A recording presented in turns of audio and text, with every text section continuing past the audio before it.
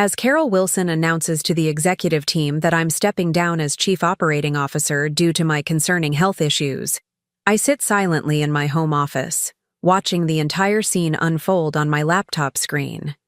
No one in that boardroom knows I've been remotely recording every management meeting for the past 3 months. Before we jump back in, tell us where you're tuning in from, and if this story touches you, make sure you're subscribed, because tomorrow, I've saved something extra special for you.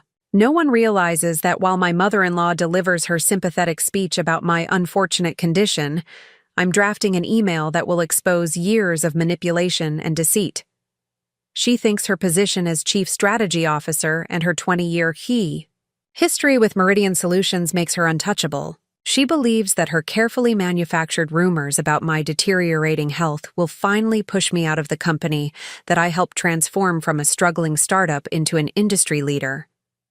What she doesn't know is that I've already spoken with CEO George Hampton privately yesterday.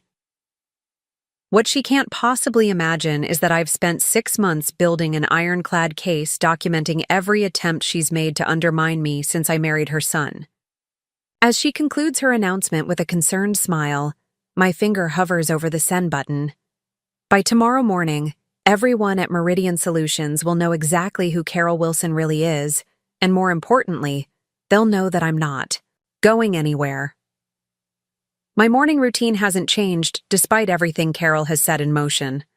I still wake at 5:30 a.m., brew my favorite dark roast coffee, and review the day's priorities from my home office overlooking Lake Harriet. The Minneapolis skyline glitters in the distance as dawn breaks over the city. The only difference today is the weight in my chest, a mixture of determination and disbelief that it's come to this. "You're up early," Mark says, leaning against the doorframe of my office. My husband of 7 years looks exhausted, caught between his mother's schemes and my suffering. "Couldn't sleep?" I offer him a small smile, not mentioning that I've been awake since 3 a.m. finalizing my strategy. "Big day ahead," I say instead. Mark runs his hand through his disheveled hair. "Lisa, maybe Mom's right. Maybe you should take some time off." "The doctors did say?" "The doctors said I should manage my stress," I interrupt calmly. "They never suggested I had a condition that would prevent me from working." This is the core of Carol's manipulation, taking the minor anxiety diagnosis I received after my father's death and gradually transforming it through whispers and concerned glances into a debilitating condition that supposedly makes me unfit for leadership. "I know, but Mark," I say gently, "we've talked about this." He sighs, knowing we have indeed talked about it, extensively, during our late-night conversations when I finally revealed the full extent of his mother's campaign against me.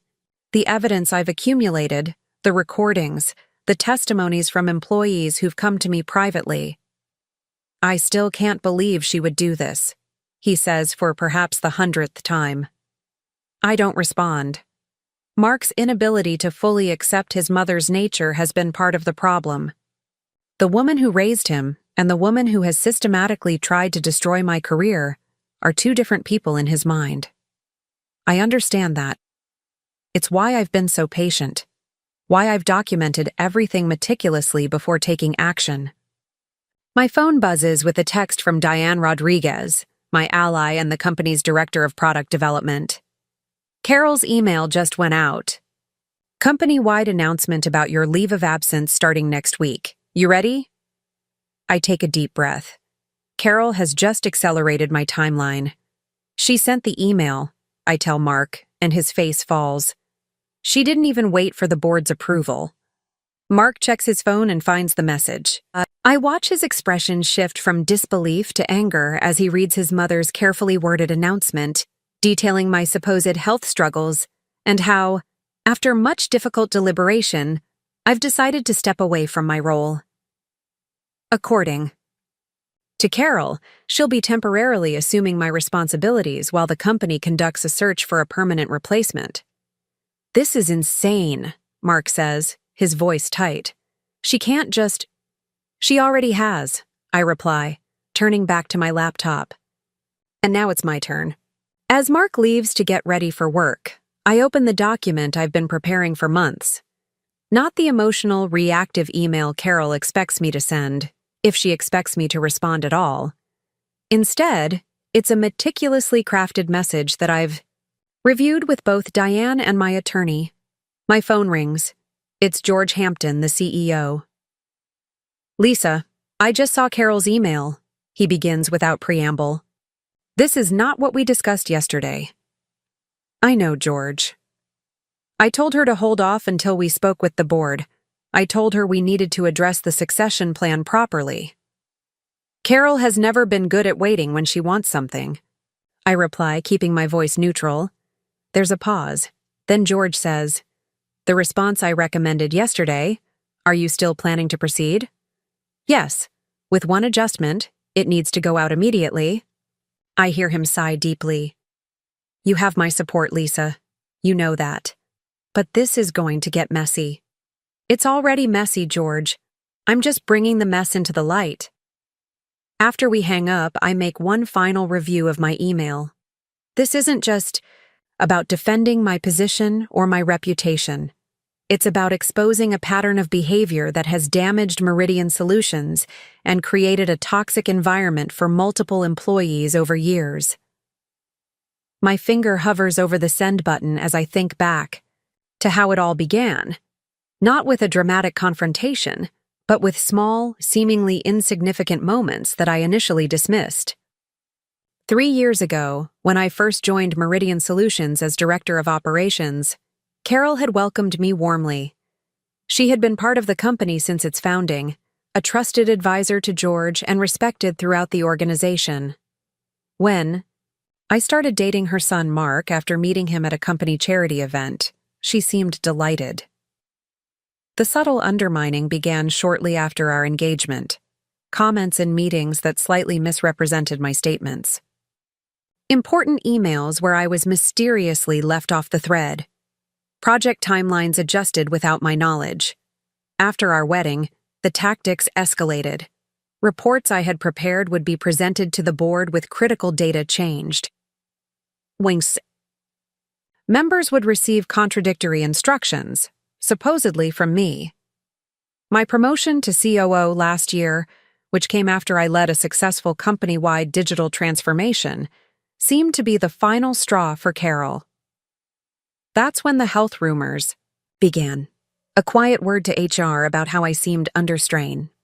Concerned comments about my episodes in meetings where I had simply disagreed with her strategy. The suggestion that perhaps my condition was affecting my judgment on key decisions. The final piece fell into place 2 months ago when Andrew Chen, Carol's executive assistant, came to me with copies of emails she had asked him to draft. Emails to board members expressing concerns about my health and its impact on the company's future. "I can't be part of this anymore," Andrew had told me, his hands shaking slightly as he handed me the printed emails. "What she's doing to you, it isn't right." That was when I realized I needed more than just defensive measures. I needed to bring the whole truth to light. I pressed send.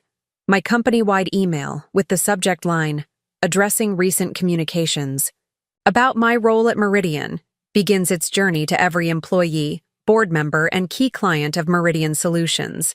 I'm not stepping down. I'm stepping up. Within seconds, my phone begins to buzz with incoming messages. I ignore them for now, standing to look out over the lake. The morning sun has fully risen, casting long, clear shadows across the water. Mark appears in the doorway again, dressed for work, uncertainty written across his features. "I sent it," I tell him simply. He nods, his expression a complex mixture of emotions. "I'm going to the office." "I'll be there at 11, I reply. "For the all-hands meeting I've called." As he leaves, I turn back to my laptop, where responses to my email are already flooding in. I open the file containing the presentation I've prepared for today's meeting, a comprehensive overview of Carol's actions, supported by irrefutable evidence, followed by my proposal for structural changes that will strengthen the company and prevent such manipulation in the future. This isn't the end, it's barely the beginning. But for the first time in months, as I close my laptop and prepare to face what comes next, I feel the tightness in my chest begin to ease. The drive to Meridian's headquarters in downtown Minneapolis gives me time to center myself. I've prepared for this confrontation meticulously, but I'm not naive about the challenges ahead. Carol has spent years cultivating relationships and building her influence within the company. My email may have set the record straight, but winning hearts and minds will require more than just exposing the truth. When I pull into my reserved parking space, I notice Diane Rodriguez waiting by the entrance. Her presence is a deliberate show of support, and I feel a surge of gratitude for her loyalty. "Quite the morning you've created," she says as I approach, but her smile tells me she approves. Carol arrived about 20 minutes ago, went straight to George's office. The shouting was impressive. And George, holding firm, as promised. Diane falls into step beside me as we enter the building. "Your email has certainly stirred things up. People are talking. Many are relieved, actually." "Relieved? You're not the first person Carol has targeted, Lisa. Just the first with enough power and evidence to fight back. This confirms what I've suspected, that Carol's tactics with me were part of a larger pattern of controlling behavior that has affected multiple employees over the years." As we cross the lobby, several colleagues look up, conversations pausing momentarily. Some nod in my direction, others quickly avert their eyes. The division is already apparent. "Second thoughts?" Diane asks quietly as we step into the elevator. I shake my head. Not about sending the email, I'm just concerned about the company. This kind of disruption is never easy. "The disruption was already happening," Diane points out. "It was just happening in the shadows, where it could do more damage." The elevator opens directly into the executive floor, where Natalie Parker from HR is waiting, her expression carefully neutral. "Lisa, George has asked to see you before the all-hands," she says. "He's in the boardroom with Carol and legal." I nod, having expected this. "Thank you, Natalie. I'll head there now." "I've reviewed everything," Natalie adds in a lower voice. "From an HR perspective, the documentation you've provided is comprehensive. We should have been more alert to what was happening." This small acknowledgement means more than she likely realizes. I've always respected Natalie's professionalism, and having her tacit support strengthens my resolve. The boardroom door is closed when I arrive. I take a moment to straighten my blazer and check my reflection in the glass wall adjacent to the door. I look composed, professional, not at all like someone suffering from the debilitating health issues Carol has been describing to everyone. I knock once and enter without waiting for a response. Inside, George sits at the head of the table, his normally jovial face serious. To his right is Michael Baxter from legal, reviewing documents spread before him. And there is Carol, standing by the window, her back rigid with anger. She turns when I enter, and the look she gives me is venomous. "Lisa," George begins, his tone formal. "Thank you for coming in early." "Of course," I reply, taking a seat across from Michael. I deliberately choose not to look at Carol again, focusing instead on George. Preparing and narrating this story took us a lot of time, so if you are enjoying it, subscribe to our channel. It means a lot to us. Now back to the story. I've asked Michael to join us to provide some clarity on the situation from a legal standpoint, George continues, given the nature of the claims in your email. "Claims?" Carol interjects, her voice sharp. "You mean her vicious, unfounded accusations? This is defamation, plain and simple." I remain silent, letting her reaction speak for itself. Michael clears his throat. "Actually, Ms. Wilson, defamation requires the statements to be false. From what I've reviewed so far, Ms. Thompson has provided substantial documentation supporting her assertions." This is absurd, Carol snaps. I've given 20 years to this company. Your reputation should reflect your actions, I say calmly, speaking for the first time since entering. Everything in that email is factual and documented. You've been planning this, Carol accuses, finally turning to face me fully. Collecting your so-called evidence, manipulating people's perceptions. That's enough, George interrupts. Carol, you sent out an unauthorized announcement claiming Lisa was stepping down due to health issues, after I explicitly told you we needed to discuss this matter further.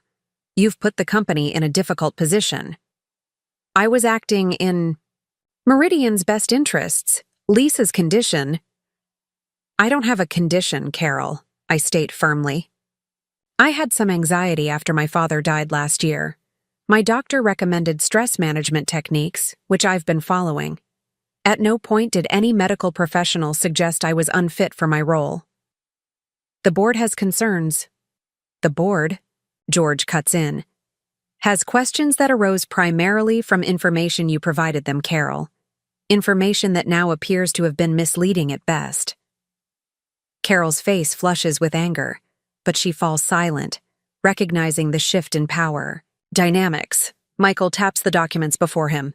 Based on my preliminary review, there are several concerning incidents documented here that could potentially violate company policies regarding workplace conduct and possibly rise to the level of harassment. This is a witch hunt, Carol mutters. No, I correct her. This is accountability. George sighs heavily. The all-hands meeting is in 45 minutes. We need to present a unified message about how we're addressing this situation. I've prepared a presentation, I inform him, opening my laptop. It outlines both the issues and my proposed solutions moving forward. Solutions? Carol scoffs. You've just thrown the company into chaos with your accusations, and now you want to propose solutions? I turn to face her directly. My goal has never been to create chaos, Carol. It's been to address the harmful dynamics that you've introduced into this company. The solutions I'm proposing aren't about punishing you. They're about creating better governance and transparency for everyone at Meridian. For the briefest moment, uncertainty flickers across Carol's face. Perhaps for the first time, she's realizing that I'm not simply reacting emotionally as she expected. I've been thinking strategically, several steps ahead. I'd like to see this presentation, George says. As I pull up the slides, I catch a glimpse of Mark through the glass wall, standing in the hallway. Our eyes meet briefly before he turns away, walking toward his office. The pain of his divided loyalties is evident even from a distance, and I feel a momentary pang of regret for the position he's in. But I remind myself that this confrontation became necessary precisely because I've spent too long trying to avoid it for his sake. The next 30 minutes are spent reviewing my presentation with George and Michael. Carol remains largely silent, her initial fury giving way to a cold calculation as she realizes the extent of the documentation I've gathered. By the time we finish, George has agreed to my key proposals: an independent review of the executive, reporting structure, new protocols for major communications, and a third-party assessment of our company culture. What remains unspoken but understood is that Carol's position at Meridian has been fundamentally compromised. As we prepare to head to the main conference room for the all-hands meeting, Carol finally speaks again. This isn't over, she says, quietly, intended for my ears alone. I meet her gaze steadily. You're right, it's just beginning, but not in the way you think. The Evergreen Conference Center, Meridian's largest meeting space, is filled to capacity when we arrive. Employees from every department sit in tense anticipation, while others join remotely via the company's video conferencing system. Conversations hush as George, Carol, and I enter the room. I catch glimpses of various reactions: confusion, curiosity, concern, but also surprising amounts of support in the nods and small smiles directed my way. Diane has positioned herself in the front row, alongside Tanya Collins from my team. Mark sits near the back, his expression unreadable. George takes the podium first, his familiar presence bringing a measure of calm to the room. "Thank you all for joining on such short notice," he begins. "As you're aware, there have been communications this morning regarding our leadership team that require clarification." He continues with a brief diplomatic statement acknowledging both Carol's unauthorized announcement and my response. He emphasizes the company's commitment to transparency and announces the independent review process that we've just agreed upon. Then, surprisingly, he introduces me to speak next, not Carol. As I take my place at the podium, I'm struck by the weight of the moment. This room contains people whose careers and livelihoods are connected to Meridian's success. They deserve more than just the exposure of internal politics. They deserve a path forward. "Good morning," I begin, my voice steady. I want to start by addressing the most immediate concern. I am not stepping down from my position as COO. My health is not an issue that impacts my ability to fulfill my responsibilities to this company and to all of you. I pause, letting this sink in before continuing. Many of you received two very different emails this morning. One painted a picture of me as someone struggling with serious health issues, necessitating my departure. The other, the one I sent, outlined a pattern of behavior that has been damaging not just to me personally, but to our organization as a whole. I deliberately avoid looking at Carol as I continue. I didn't make the decision to send that email lightly. I understand that exposing internal conflicts is uncomfortable and concerning for everyone. But I believe that Meridian Solutions has always been at its best when we approach challenges honestly and directly. For the next 15 minutes, I present a carefully curated version of my earlier presentation. I provide enough specific examples to validate my claims without turning the meeting into a personal attack on Carol. I focus on the systemic issues her actions have revealed, the lack of checks and balances in our leadership structure, the absence of clear protocols for major communications, the culture that allowed her behavior to continue unchallenged for so long. Throughout my presentation, Carol sits rigidly in her chair, her expression locked in a neutral mask. Occasionally, I notice her glancing at board members or key allies in the audience, attempting to gauge their reactions.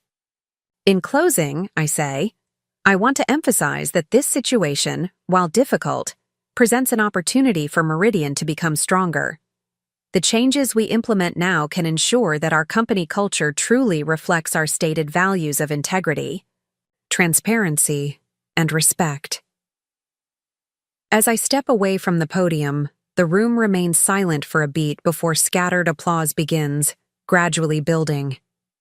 It's not thunderous approval, but it's significantly more positive than I had dared to hope. 4.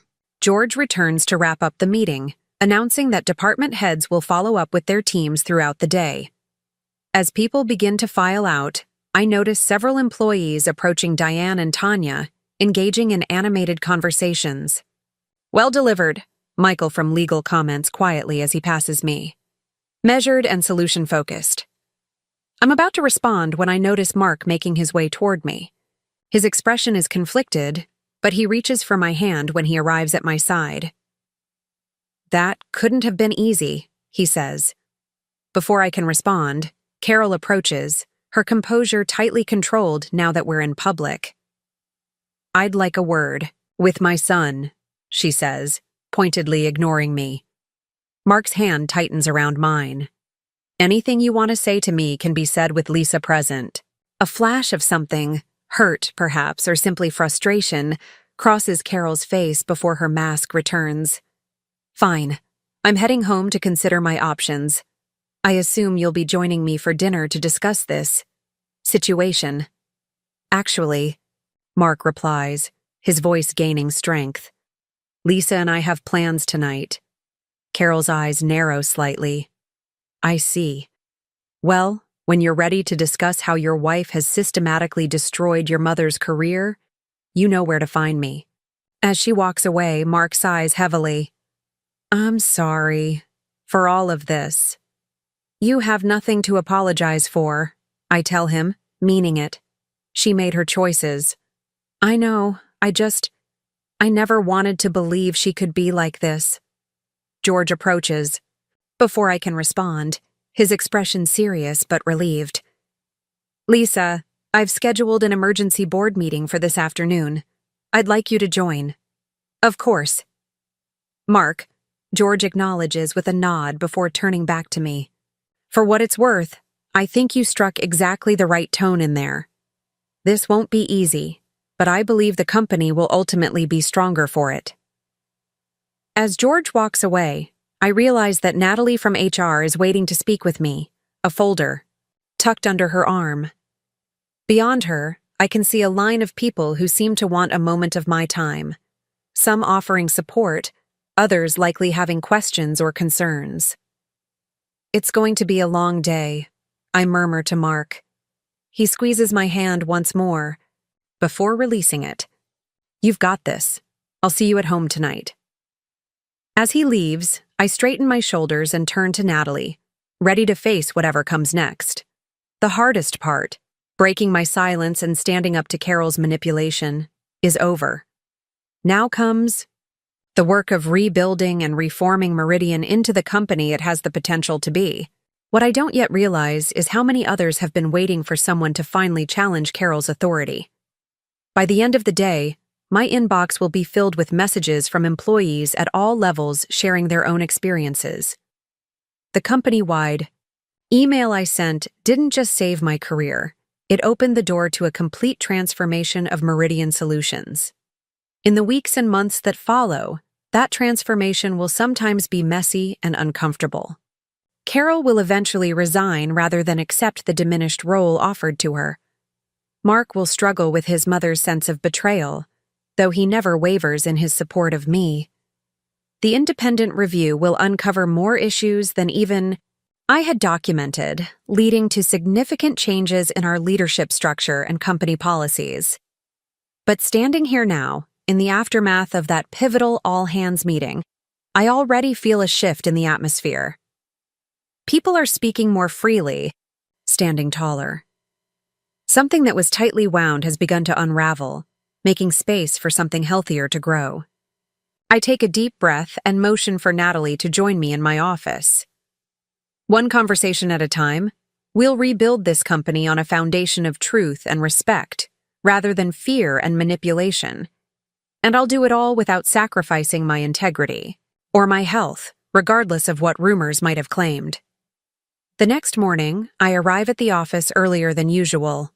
It's barely 7:00 a.m., but I need time to prepare before the inevitable storm hits. The building is quiet, most of the lights still off, giving me a rare moment of peace to organize my thoughts. I've spent the night reviewing every document, every recording, every piece of evidence I've collected over the past 6 months. Everything is now stored in 3 separate locations: my secure cloud drive, an encrypted hard drive in my home safe, and copies with my attorney. Carol might be a master manipulator, but I've learned to be thorough. The soft ping of the elevator announces another early arrival. I tense slightly until Diane Rodriguez appears at my office door, 2 coffee cups in hand. "Thought you might need reinforcements," she says, placing 1 cup on my desk. The rich aroma of dark roast with a hint of cinnamon, my favorite from North Star Cafe, fills the room. "You're a lifesaver," I say gratefully, taking a sip. "How bad is it out there?" Diane settles into the chair across from me. Social media is relatively quiet, but internal messaging channels were buzzing. Until late last night. Your email caused quite the stir. Good stir or bad stir? Mixed, she admits. Carol has her loyalists. But there's also a surprising amount of support for you. People coming forward with their own stories about her tactics. I nod, having anticipated this divided response. And Mark? Have you heard anything? Diane's expression softens.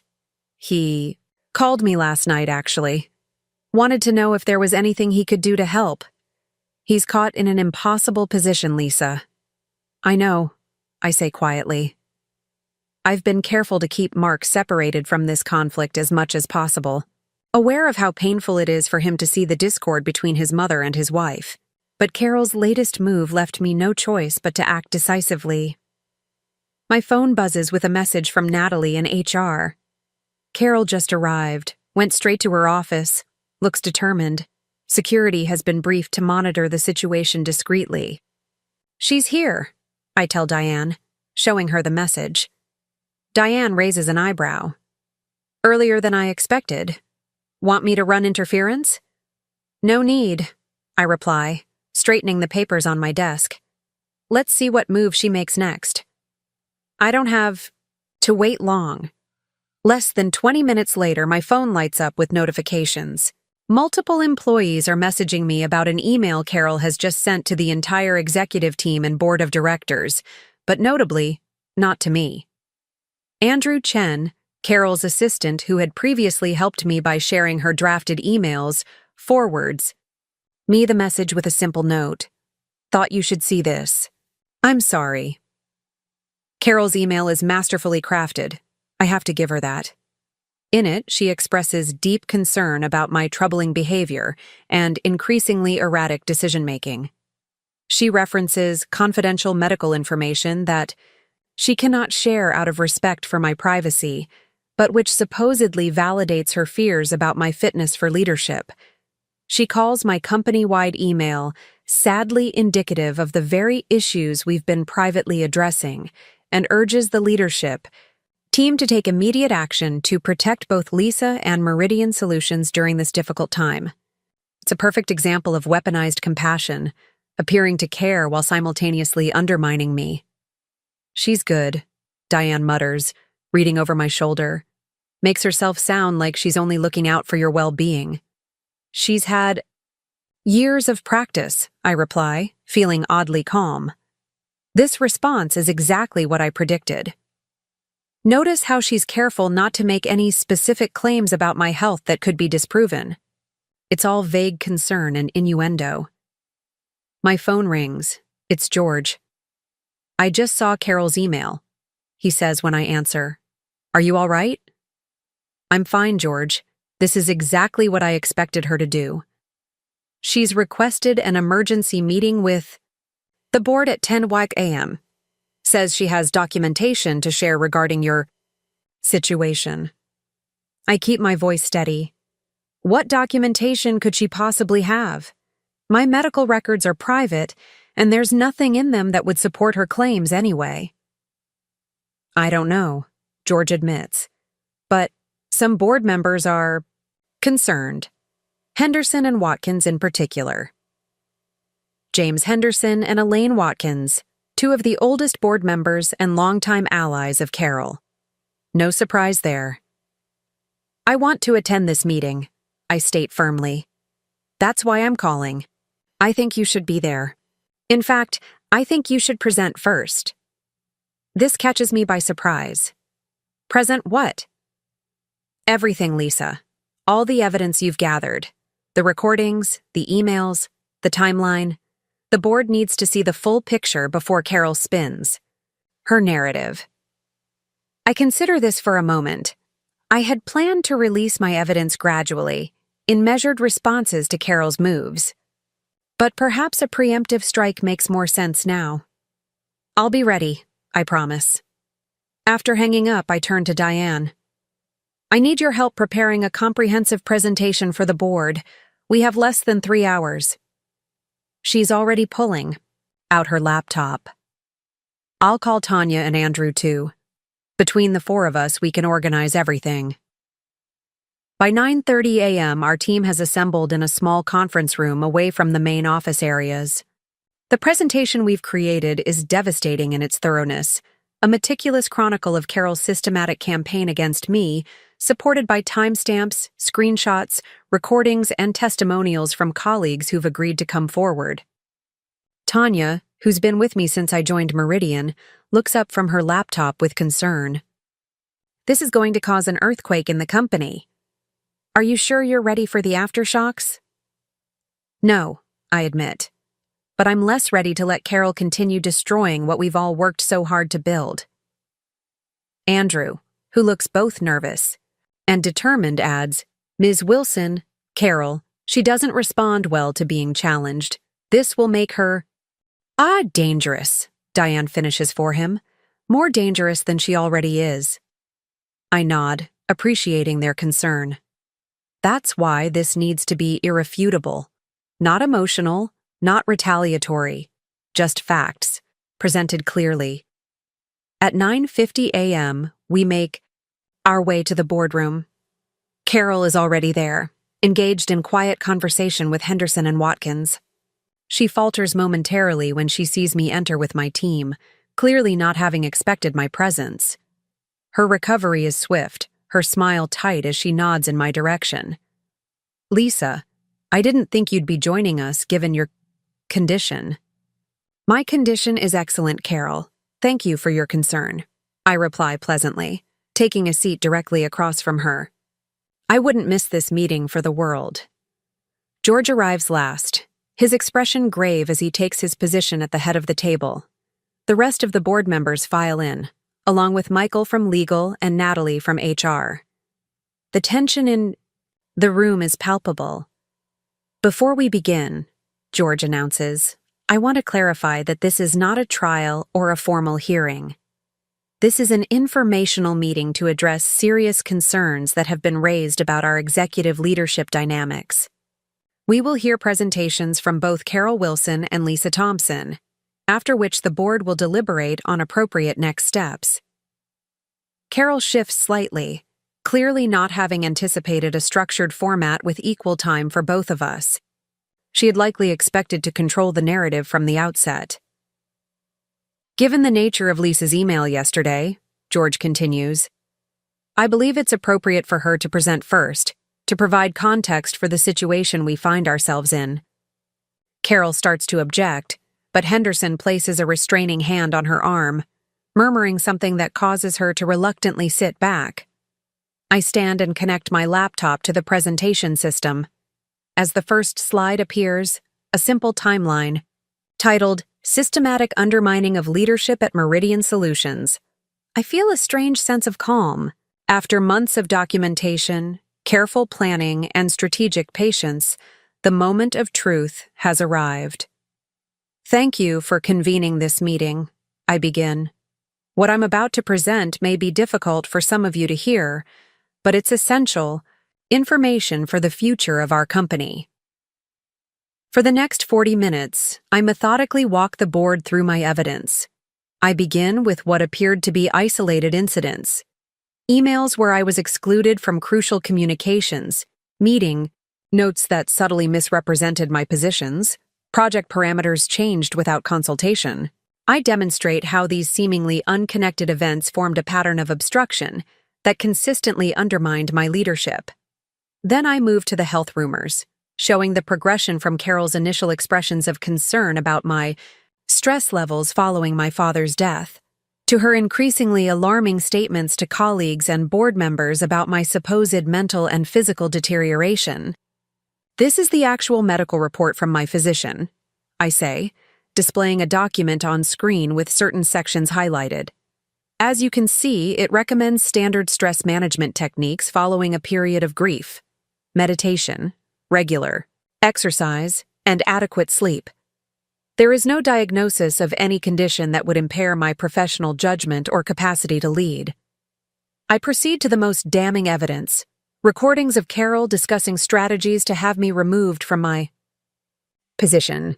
In one particularly revealing clip, she can be heard telling Henderson, "Once we get her out, we can restructure the entire operations division. Return to the way things were before she started all these disruptive innovations." Throughout my presentation, Carol's expression darkens, her posture becoming increasingly rigid. When I play a recording of her instructing Andrew to find something, anything in her medical history we can use, several board members visibly recoil.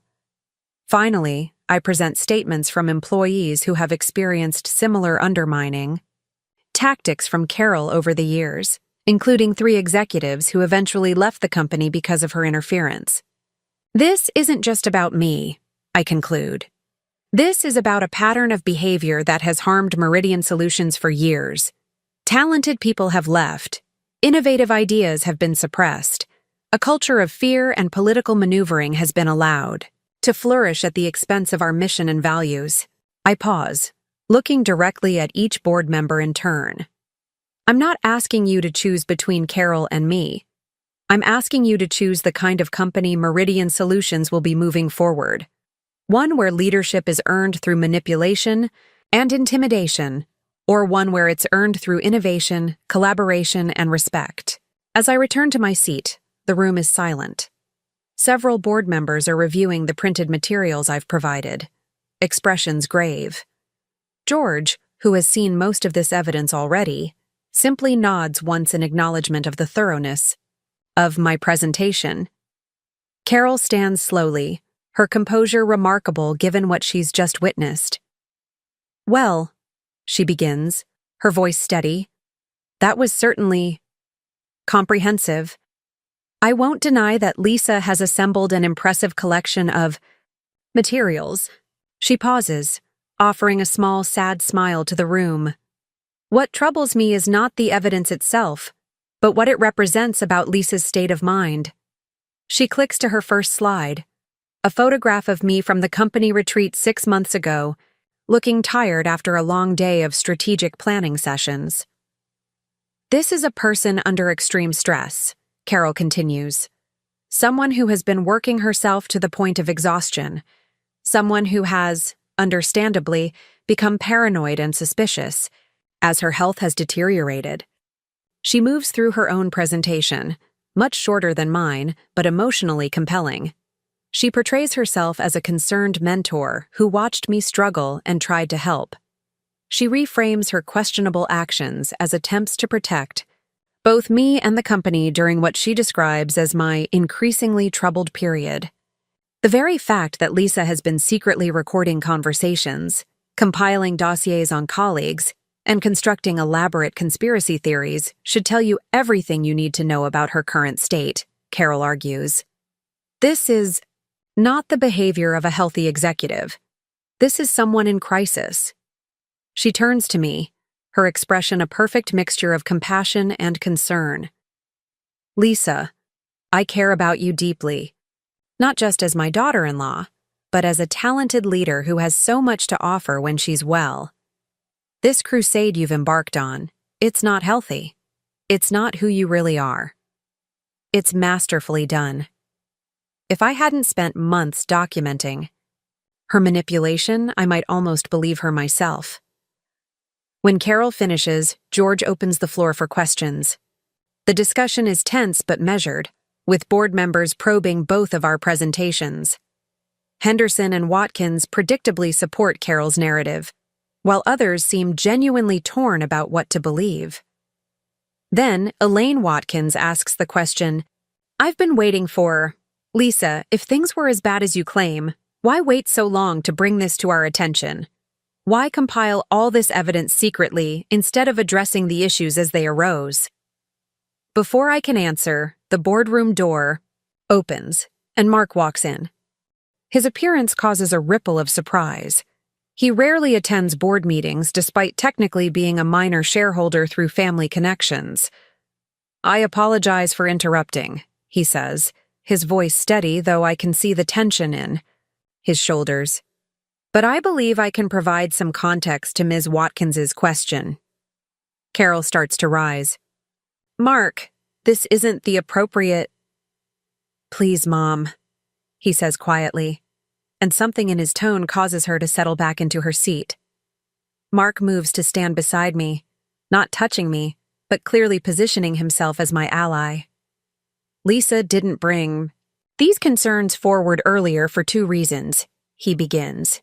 First, because she was gathering evidence to ensure she wouldn't be dismissed as emotional or irrational, labels that have been all too readily applied to women in leadership when they raise uncomfortable truths. Several board members shift uncomfortably at this observation. Second, Mark continues, his voice softening slightly, she waited because of me. Because she knew how painful it would be for me to see the truth about my mother's behavior. Carol's face pales. Mark, you can't possibly believe? I've seen the evidence, Mom, he interrupts gently. All of it. I've heard the recordings. I've read the emails. But more than that, I've witnessed how you've treated Lisa from the beginning. The subtle digs, the backhanded compliments, the way you undermine her at family gatherings just as systematically as you do in the office. He turns to address the board directly. I love my mother, and I always will. But what she's done here isn't just wrong. It's destructive to this company and everyone who works in it, including herself. The room falls silent as the impact of Mark's words settles over everyone. Carol looks genuinely shocked, perhaps for the first time in this entire process. She had clearly counted on Mark's loyalty, or at least his neutrality. I think, George says finally, breaking the tension, that the board needs time to deliberate privately. Lisa, Carol, if you would give us the room, please. As we file out, Carol attempts to speak to Mark, but he shakes his head slightly, indicating now is not the time. In the hallway, she turns to me, her composure cracking for the first time. You've turned my own son against me, she hisses, voice low enough that only I can hear. Was that your plan all along? To isolate me? Completely? You did this, Carol, I reply quietly. Not me. I simply stopped hiding the truth.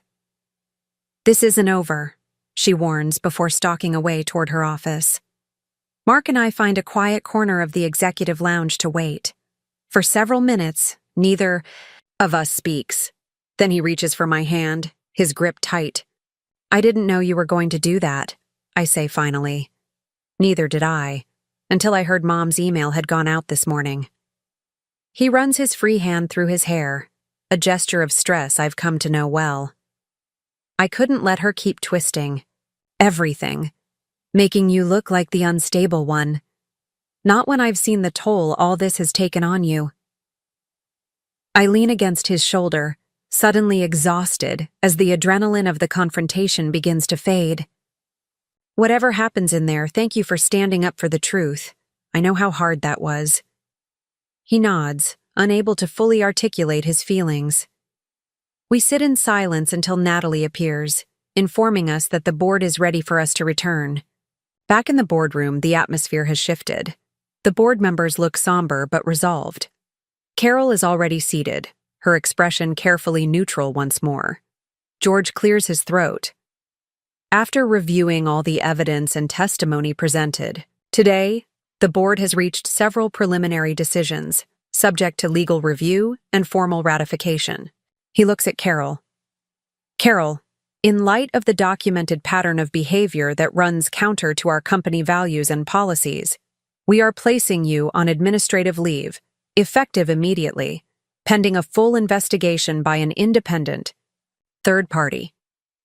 Carol's hands clench on the table, but she remains silent. Lisa, George continues, turning to me, the board recognizes that you have been operating under extraordinarily difficult circumstances.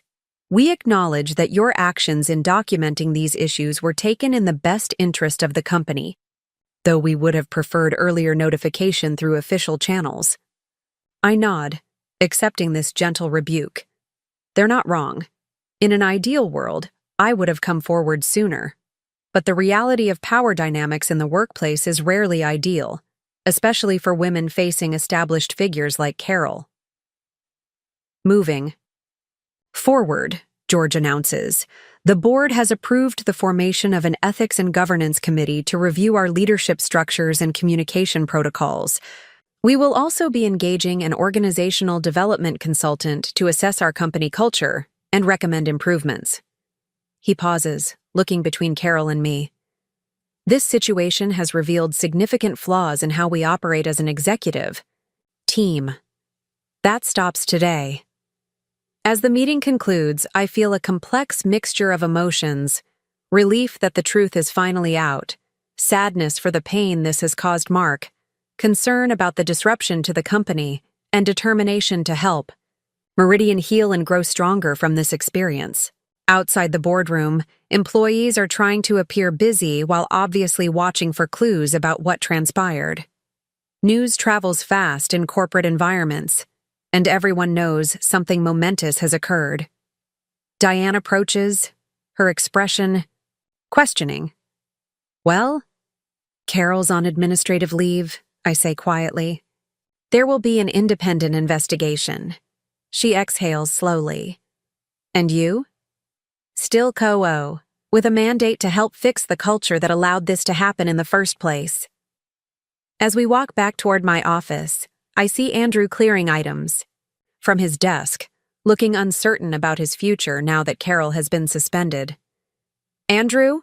I call, detouring toward him. Do you have a moment? He looks up nervously. Ms. Thompson, I understand if you want me reassigned, given my position, with Ms. Wilson. Actually, I interrupt gently, I wanted to thank you for your courage in coming forward. That couldn't have been easy. He blinks in surprise. It wasn't, but it was the right thing to do. I agree, and that's exactly the kind of integrity we need more of around here. I pause, considering something I hadn't planned. How would you feel about joining the new Ethics and Governance Committee as a staff representative? We need perspectives from all levels of the organization. The transformation in his expression, from fear to cautious hope, reinforces my belief that Meridian can become something better than it has been. I'd be honored, he says. By late afternoon, the official announcement of Carol's administrative leave has been distributed company-wide, along with a carefully worded statement about Meridian's commitment to a healthy workplace culture. George has handled the communications masterfully, neither vilifying Carol nor dismissing the seriousness of what has occurred. In my office, I'm reviewing preliminary proposals from organizational consultants when Mark appears in the doorway. He looks exhausted but somehow lighter, as if a burden has been set down. Mom's gone home, he says, entering and closing the door behind him. She's not in a good place. I set aside my work. I'm sorry, Mark, truly. He shakes his head. Don't be. This needed to happen. He sighs heavily. It's hard to reconcile the mother I thought I knew with the person in those recordings. I stand and move around my desk to embrace him. People are complicated. She can be both. The mother who loves you and the executive who did these things. One doesn't erase the other. He holds me tightly for a moment before pulling back to look at me. How are you so calm about all this? After everything she did? I consider this question carefully. Because this was never about punishing Carol. It was about protecting myself and Meridian. Now that that's happening, I don't need to carry all that anger anymore. Later that evening, as we drive home along the shore of Lake Harriet, the setting sun casts long shadows across the water. Mark is quiet, processing the day's events while I find myself mentally mapping out the work ahead, the cultural assessment, the policy reviews, the healing conversations that will need to happen throughout the organization. It's not going to be easy, Mark says suddenly, as if reading my thoughts. Rebuilding after all this. No, I agree, watching the golden light play across the lake's surface. But necessary things rarely are. As we pull into our driveway, I notice a familiar car parked on the street. Diana Bennett, Carol's mother and Mark's grandmother. She's been largely uninvolved in company matters since her retirement 10 years ago, but she still holds significant shares and moral authority within the family. Mark tenses beside me. I should have expected this. Diana emerges from her car as we park, her elegant figure belying her 75 years. Her expression is unreadable as we approach. Mark, Lisa. Her voice is cool but not hostile. I think it's time we had a family conversation, don't you? Inside, seated in our living room with untouched cups of tea before us, Diana gets straight to the point. Carol called me in quite a state, she begins. Her version of events was colorful. I'd like to hear yours. Mark starts to speak, but Diana holds up a hand. Actually, I'd like to hear from Lisa first. I meet her steady gaze, recognizing that this moment may be as important for the future of our family as today's board meeting was for Meridian. Carefully, respectfully, I lay out what happened. Not just the recent events, but the pattern of behavior that led to them. I show her some of the key evidence, including emails where Carol explicitly discussed using my father's death as an opportunity to question my stability. Throughout my explanation, Diana's expression remains impassive, though I notice her hands tightening occasionally around her teacup. When I finish, she turns to Mark. And you support this assessment? I do, he says simply. I've seen the evidence. More importantly, I've witnessed Mom's behavior myself over the years. I just didn't want to acknowledge what it meant. Diana nods slowly, then sits back in her chair, suddenly looking every one of her 75 years. The Wilson women have always been formidable in business, she says after a long moment. My mother-in-law, myself, Carol, we fought our way into boardrooms that didn't want us there. We developed tactics for survival. She looks at me directly. But somewhere along the way, Carol forgot the difference between tactics and character, between protecting herself and destroying others. Diana sighs deeply. I failed her in that lesson, I think. What happens now? Mark asks quietly. Diana straightens, some of her usual authority returning. Now I have a conversation with my daughter about consequences and choices, and you two focus on healing, both yourselves and that company.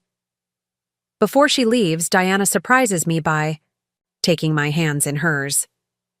You were smart, methodical, and measured in your response to a genuine threat, she says. Carol may not recognize it yet, but you've demonstrated exactly the kind of leadership Meridian needs. After she's gone, Mark and I sit in silence for a while, processing this unexpected validation. Did that just happen? He finally asks. Did Grandma Diana basically take your side against Mom? I don't think she's taking sides, I reply, thoughtfully. I think she's standing up for principles that transcend family loyalty. That night, as Mark sleeps beside me, I stare at the ceiling, replaying the events of the past 2 days. The company-wide email that started it all seems like it happened weeks ago rather than yesterday morning. So much has changed so quickly. My phone lights up with a text message from George. Just had a call from Henderson. He's resigning from the board, effective immediately. Says it's for personal reasons, but we both know it's because of what came out today about his collaboration with Carol. This is just the beginning of the changes, isn't it? I type back, yes, but necessary ones. Setting my phone aside, I finally close my eyes, feeling the first real sense of peace I've had in months. Tomorrow will bring new challenges, difficult conversations, and hard work to rebuild what was broken. But for tonight, at least, the truth is out, and that's enough. The morning light filters through the blinds of my office as I review the draft of Meridian's new ethical governance framework. It's been 3 weeks since the board meeting that changed everything, and the company is still finding its equilibrium. I take a sip of my coffee, noting the relative quiet of the executive floor. Carol's office across the hall remains empty. The nameplate removed last Friday after the independent investigation confirmed every allegation I'd brought forward, and uncovered several more I hadn't known about. My phone chimes with a message from Natalie in HR. The organizational assessment report just arrived. Want to review together at 10? I respond with a quick affirmative, then turn back to my computer. My inbox is overflowing as usual, but it's different now, filled with project updates, collaboration requests, and ideas from employees who previously remained silent. Without Carol's shadow looming over everything, people are finding their voices. A soft knock at my door interrupts my thoughts. Andrew stands there, holding a folder and looking considerably more confident than he did 3 weeks ago. The ethics. Committee finished reviewing the communication protocols, he says, entering when I wave him in. We have some recommendations we think will prevent the kind of information manipulation that happened before. I accept the folder with a smile. That was fast. I'm impressed. Andrew takes a seat across from me. People are motivated. There's this feeling throughout the company that we have a real opportunity to fix things that have been broken for a long time. And how are you doing? I ask. It can't be easy transitioning from Carol's assistant to this new role. He considers this for a moment. Actually, it's been liberating.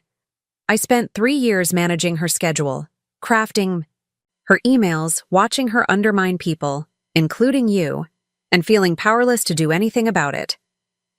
He straightens slightly. Now I'm helping build safeguards to make sure it never happens again. It feels right. After Andrew leaves, I walk to the window, looking out at the Minneapolis skyline. 3 weeks ago, I couldn't imagine being here. Like this, still in my position, implementing positive changes, watching the company culture begin to heal. I expected either to be forced out by Carol's machinations or to win my position back, but face ongoing resistance and resentment. Instead, something unexpected happened. Transparency created space for transformation. Once the truth was out, people throughout Meridian seemed ready, eager even, to embrace a different way of working together. My phone buzzes again. Mark, checking in as he does every morning. Meeting with Grandma Diana went well. She's fully on board with the restructuring. Plan dinner tonight? I smile at his message. Mark has been remarkable throughout this transition, balancing his personal hurt over his mother's actions with his commitment to Meridian's future. His relationship with Carol remains strained. They've spoken only twice since the board meeting, both conversations ending badly. But he's found unexpected support from Diana, who has emerged as one of our strongest allies in reshaping the company's governance. At 10:00 a.m., Natalie arrives with the Organizational Assessment Report, a comprehensive evaluation conducted by an external consulting firm. We spend the next hour reviewing its findings, which confirm much of what we already suspected. Years of Carol's leadership had created departments that operated in silos, information that was weaponized rather than shared, and talented employees who felt unable to contribute their best ideas for fear of political backlash. The good news, Natalie points out, highlighting a section toward the end, is that the changes of the past few weeks have already started shifting these patterns. The consultants were apparently surprised by how quickly people have responded to the new transparency initiatives. People have been waiting for this, I observe. They just needed to see that it was safe to think differently. Natalie nods, then hesitates before adding, "There is one thing you should know. Some of Carol's closest allies are still struggling with the transition. James Peterson in finance and Valerie Moore in marketing in particular have been resistant to the new collaborative approaches." That's to be expected, I acknowledge. They were part of Carol's inner circle for years. This represents a significant loss of influence for them. "Do you want me to keep an eye on them?" Natalie asks. I consider this question carefully. The easy answer would be yes, to monitor potential resistance and neutralize it. That's what Carol would have done. But I'm determined to lead differently. No, I decide. Let's invite them directly into the process instead. Schedule a meeting. For me, with both of them. Let's hear their concerns firsthand and see if we can find common ground. Natalie looks surprised but approves. That's not how things would have been handled before. Exactly, I reply with a smile. That's the point. After Natalie leaves, I receive a call from George, who's been in New York meeting with our largest clients, explaining the leadership changes and assuring them of Meridian's stability. "How are things on the client front?" I ask once we've exchanged greetings. "Better than expected," he replies. Once I explained the measures we're implementing to improve governance and transparency, most were quite supportive. A few even commented that they'd had their own concerns about working with Carol in the past but hadn't known how to address them. "Any pushback?" George pauses. "Randall and Hayes is wavering. They had a close relationship with Carol, apparently. She had some sort of personal connection with their CEO. Thomas Hayes was her college boyfriend," I inform him. "They've remained friendly over the years. Carol leveraged that relationship frequently." "Ah," George says, understanding dawning in his voice. "That explains why they're the only ones expressing serious reservations." Hayes asked specifically about the possibility of her return. "And what did you tell him?" "The truth, that the independent investigation confirmed systemic issues that made her continued leadership untenable. I emphasized that we value their business and would be happy to have you join our next meeting with them to discuss the path forward." I agree to this approach, making a note to prepare for what will certainly be a challenging conversation. Thomas Hayes was not just Carol's ex-boyfriend. He was someone she had cultivated as an ally for years.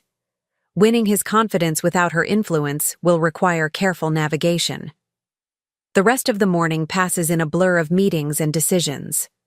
At 1 p.m., I join the product development team for a review of our new healthcare management platform, a project that had been repeatedly delayed under Carol's leadership due to what she called strategic recalibrations, but which were actually attempts to redirect resources to initiatives that would enhance her personal visibility.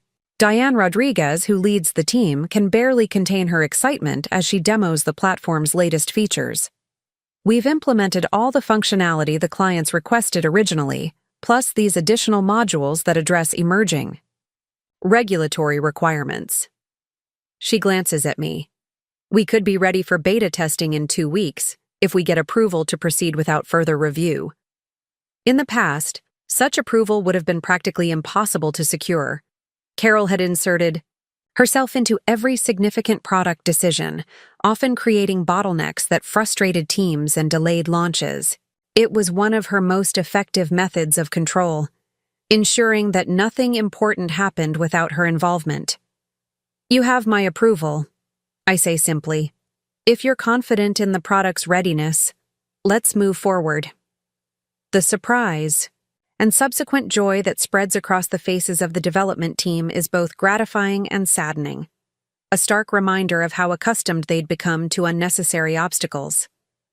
After the product review, I head to the small conference room where my meeting with James Peterson and Valerie Moore is scheduled. As Carol's longtime allies, they represent the most significant internal resistance to the changes we're implementing. How this conversation goes will likely determine whether they can become part of Meridian's future or will remain entrenched in its past. They're already seated when I arrive, their body language tense and defensive. James, Meridian's financial controller and Carol's right-hand man for over a decade, barely meets my eyes as I enter. Valerie, our marketing director who owes her rapid rise through the ranks to Carol's patronage, watches me with undisguised suspicion. "Thank you both for making time for this," I begin, taking a seat across from them. "I wanted us to talk directly, rather than allowing assumptions and misunderstandings to grow." "What assumptions would those be?" James asks, his tone carefully neutral, but with an underlying edge. "For starters, that because you were allied with Carol, you're automatically my adversaries," I reply straightforwardly. "Or that the changes happening at Meridian are designed to diminish your roles or contributions."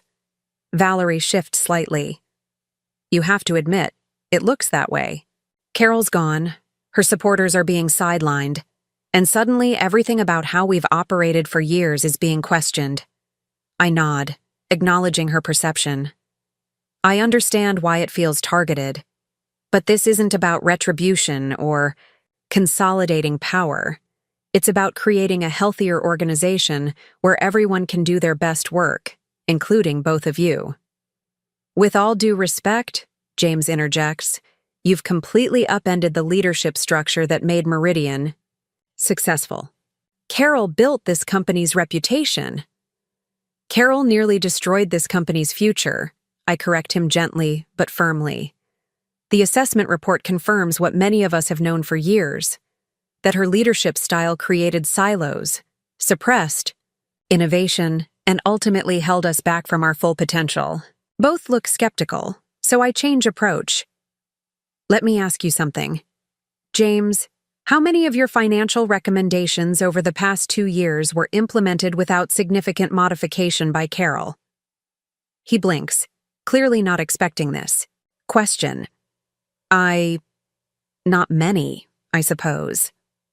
And Valerie, how often did Carol override your marketing strategies in favor of approaches that centered her as the face of Meridian, regardless of what the market data suggested? Valerie's shoulders tense, but she doesn't deny it. She had strong opinions about brand positioning. She had strong opinions about everything, I acknowledge. And while that confidence helped build Meridian initially, it eventually became an obstacle to our growth. You both know this is true, even if loyalty has prevented you from saying it aloud. A heavy silence falls over the room as they absorb my words. Finally, James speaks, his voice quieter than before. What do you want? From us, Lisa, why are we really here? Because you're both incredibly valuable to Meridian, I respond honestly. James, your financial acumen is unmatched. Valerie, your creative approach to marketing has won us recognition throughout the industry. I don't want to lose your talents because of politics or perceived allegiances. I lean forward slightly. I'm not asking you to repudiate Carol or pretend the past didn't happen. I'm inviting you to be part of shaping Meridian's future, a future where your expertise is truly valued and your input isn't filtered through someone else's agenda. Valerie studies me for a long moment. And if we're not interested in this invitation, then that's your choice, and I'll respect it, I reply. But before you decide, I'd ask that you review the new departmental structure being proposed, where both finance and marketing would have greater autonomy and direct input into strategic planning. I slide folders across the table to each of them. Just consider the possibilities. As they leave, neither has committed to anything, but I notice a shift in their demeanor, a thoughtfulness that wasn't there before. It's a small opening, but sometimes that's all you need to begin changing entrenched perspectives. My afternoon concludes with a video call with Thomas Hayes, CEO of Randall & Hayes and Carol's longtime friend. George joins me for this conversation, which proves every bit as challenging as anticipated. I've known Carol Wilson for 30 years, Hayes begins without preamble. She's one of the most capable executives I've ever worked with. These allegations against her seem convenient for certain parties. His gaze through the screen makes it clear who he believes those certain parties to be. Rather than becoming defensive, I respond calmly. I understand your loyalty to Carol, Mr. Hayes. Personal relationships in business are important. But so is accountability. Accountability for what exactly? He challenges. Trying to protect her company from instability? Being concerned about leadership continuity when a key executive shows signs of health issues. Mr. Hayes, I reply, I appreciate that Carol has presented her version of events to you. That's her prerogative. But the independent investigation conducted by Marshall and Reed, a firm, I should note, with an impeccable reputation for objectivity, confirmed systematic attempts to undermine not just me, but multiple executives over a period of years through manipulation of information and abuse of authority. I pause to let this sink in before continuing. I'd be happy to share the full report with you, subject to appropriate confidentiality agreements. I believe in transparency, even when it's uncomfortable. Hayes seems taken aback by this offer, clearly not having expected such directness. That won't be necessary. I'm more concerned about how these changes will affect the services Meridian provides to my company. From there, the conversation shifts to more practical matters. Our commitment to their projects, the improved product development timeline now that artificial bottlenecks have been removed, and the enhanced support structure we're implementing for key clients. By the call's end, Hayes has not explicitly withdrawn his concerns, but his tone has moderated considerably. "Keep us updated on these changes," he says finally. "We'll be watching how things develop." After the call, George gives me an impressed nod. "You handled that perfectly." Offering to show him the investigation report was a masterstroke, called his bluff without being confrontational. "Transparency works both ways," I reply.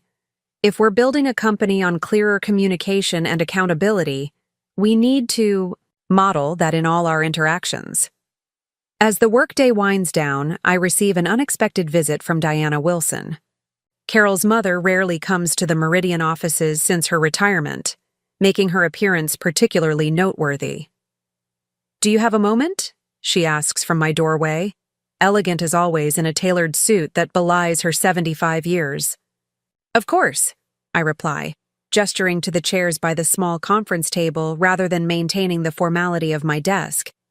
Diana settles across from me, her posture perfect, her expression thoughtful.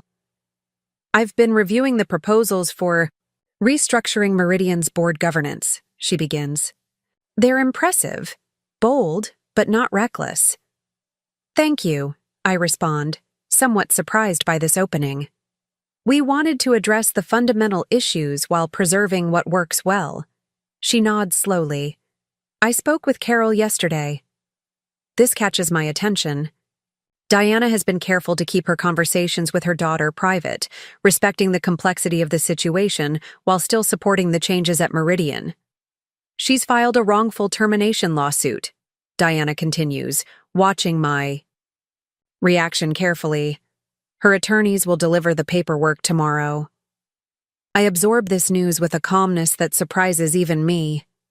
In truth, I had been expecting something like this. Carol isn't someone who accepts defeat gracefully. "I'm sorry to hear that," I say sincerely. "Not just for Meridian, but for your family. This will make reconciliation even more difficult." "Indeed," Diana agrees, a flicker of sadness crossing her features before her composure returns. "I tried to dissuade her, explained that the evidence against her is overwhelming and that prolonging this conflict will only damage her reputation further. But Carol has always been stubborn when she feels wronged." "What does she hope to achieve?" I ask. "The investigation findings are clear. Multiple witnesses have corroborated the evidence." Diana sighs softly. "I believe it's less about winning and more about maintaining the narrative that she's the victim in all this. Some people would rather fight a losing battle than acknowledge their own culpability." She straightens slightly, her gaze direct. "I wanted you to hear about this from me, rather than being blindsided.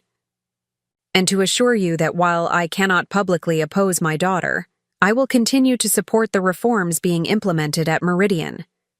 They're long overdue." After Diana leaves, I sit quietly for a moment, processing this new development. A lawsuit will bring public attention, potential reputational damage, and certainly more stress for everyone involved, especially Mark, who will be further torn between loyalty to his mother and support for his wife.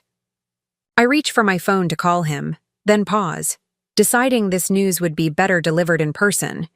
Instead, I message George to give him a heads up about the impending legal challenge, then begin making notes about how to communicate this to the executive team and eventually the company at large.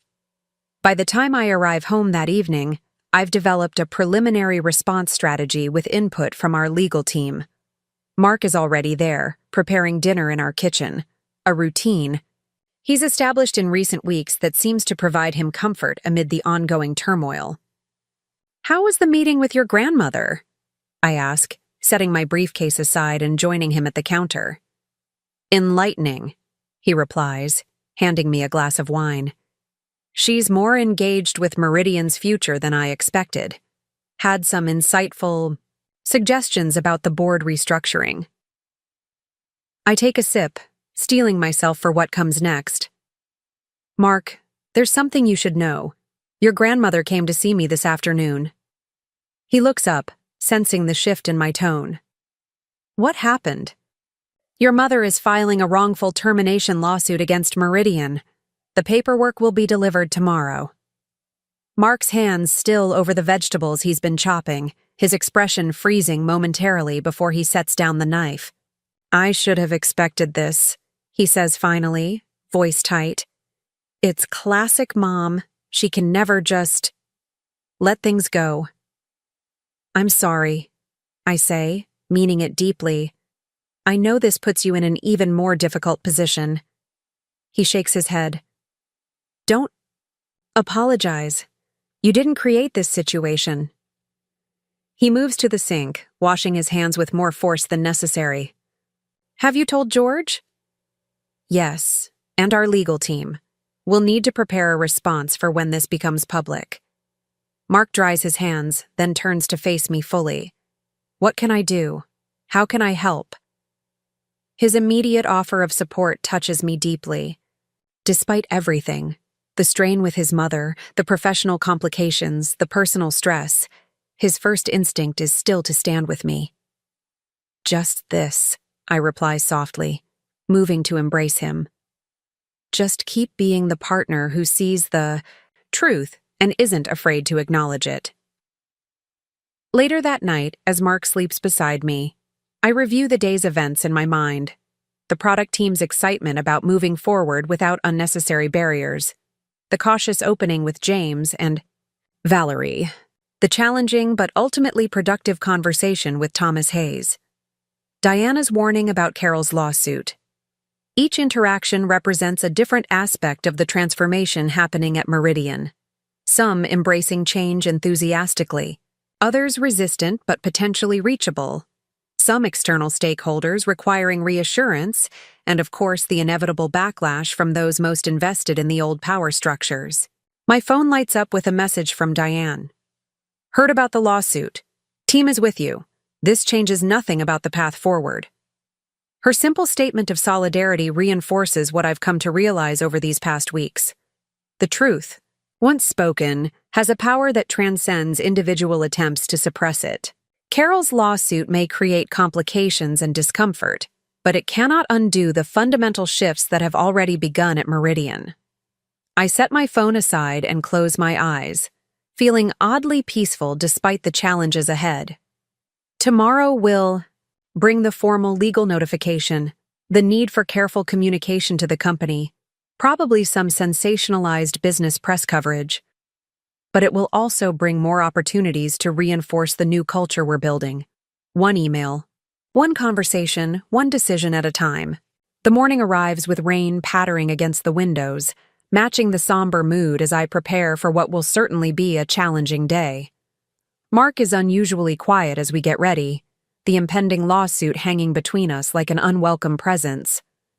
I'm thinking of calling her, he says suddenly as we're about to leave. Mom. Maybe I can talk some sense into her before this goes too far. I consider his suggestion carefully. That's your decision, of course. But be prepared. She's likely to see any contact from you as an opportunity to either recruit you to her side or make you feel guilty for not supporting her. He sighs, knowing I'm right. I just hate the thought of this becoming some public spectacle. The lawsuit, the media coverage, people taking sides. It's exactly what Meridian doesn't need right now. Perhaps that's part of her strategy, I observe gently. To create enough chaos that the board reconsiders their decision, deciding that having her back would be less damaging than prolonged public conflict. Mark's expression hardens slightly. Then she doesn't know the board as well as she thinks. They won't reverse course over something like this. Not after everything that's come to light. We drive to work separately, Mark heading to the BI technology division he leads, which is located in Meridian's secondary office across town, while I drive to headquarters. The rain intensifies as I navigate the morning traffic, a fitting backdrop for the storm about to break. George is waiting in my office when I arrive, his expression grave. "The papers were delivered to reception 15 minutes ago," he informs, me without preamble.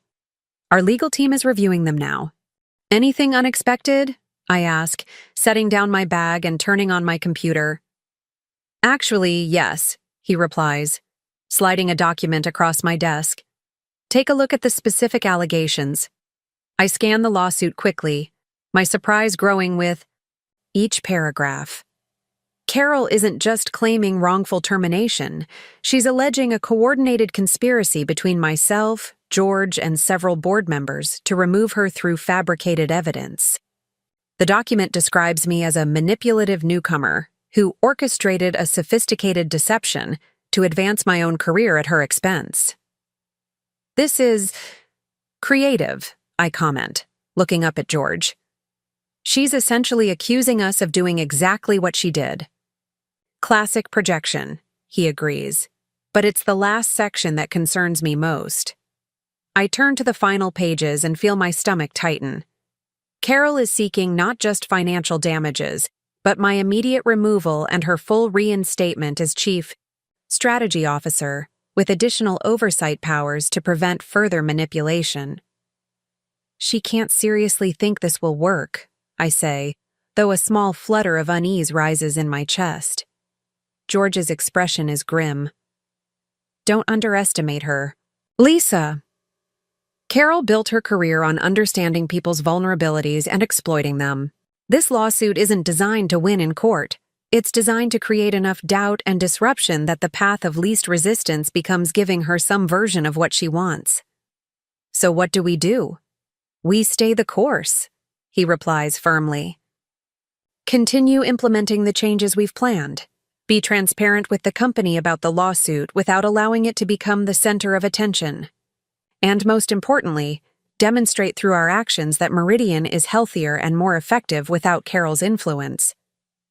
I nod, appreciating his clarity. "I'll draft a communication to the staff. They should hear about this from us, not through rumors or press coverage." As George leaves, my phone lights up with a message from Mark. "Mom's lawsuit is all over the business news already. Looks like she sent out a press release simultaneous with the legal filing. Call me when you can." A quick internet search confirms his message. Several business publications have already picked up the story, most presenting it as a dramatic power struggle between established leadership and new blood. Carol has clearly been strategic in her media approach, positioning herself as the wronged party, and me as the ambitious usurper. I spend the next hour coordinating with our communications team to craft a measured response, both for internal and external use. We agree on a statement that acknowledges the lawsuit without dignifying its specific allegations, reaffirms the company's confidence in the independent investigation findings, and emphasizes our focus on Meridian's future rather than personal conflicts. By mid-morning, the statement has been sent to all employees and released to the press. I've also spoken briefly with Mark, who reports that his mother is refusing his calls, a clear indication that she's committed to her current course regardless of the family impact. Natalie from HR appears at my door, looking concerned. "People are talking, as you'd expect. There's anxiety about what this means for the company's stability." "That's understandable," I reply. "Let's schedule department check-ins throughout the day. Give everyone a chance to ask questions and express concerns directly rather than letting speculation flourish." As we're discussing logistics for these sessions, Andrew knocks on my door, his expression unusually animated. "You need to see this," he says, entering when I wave him in. He sets his tablet on my desk, displaying an internal messaging channel where dozens of employees are posting supportive messages about the company's direction and leadership. The comments range from simple statements of support to more detailed observations about positive changes noticed since Carol's departure.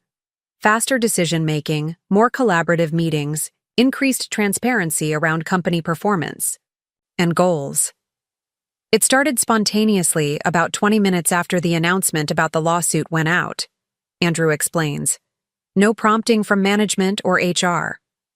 Natalie leans over to read some of the messages, her expression lightening. This is not what I expected. Me neither, I admit, genuinely moved by the outpouring of support. I thought we'd need to spend the day managing anxiety and uncertainty. You underestimated how ready people were for change, Andrew suggests. Many of these folks worked under Carol's leadership for years. They know the truth, regardless of what the lawsuit claims. This unexpected show of solidarity strengthens my resolve as I prepare for the afternoon's challenges.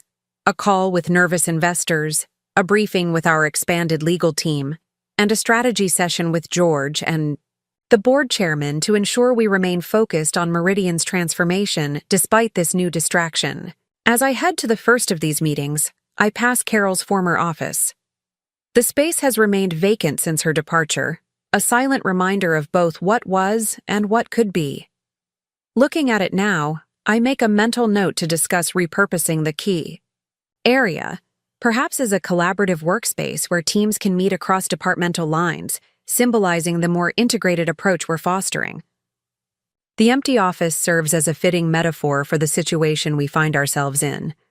Carol's absence has created space, uncomfortable at first, but increasingly filled with new possibilities and healthier connections.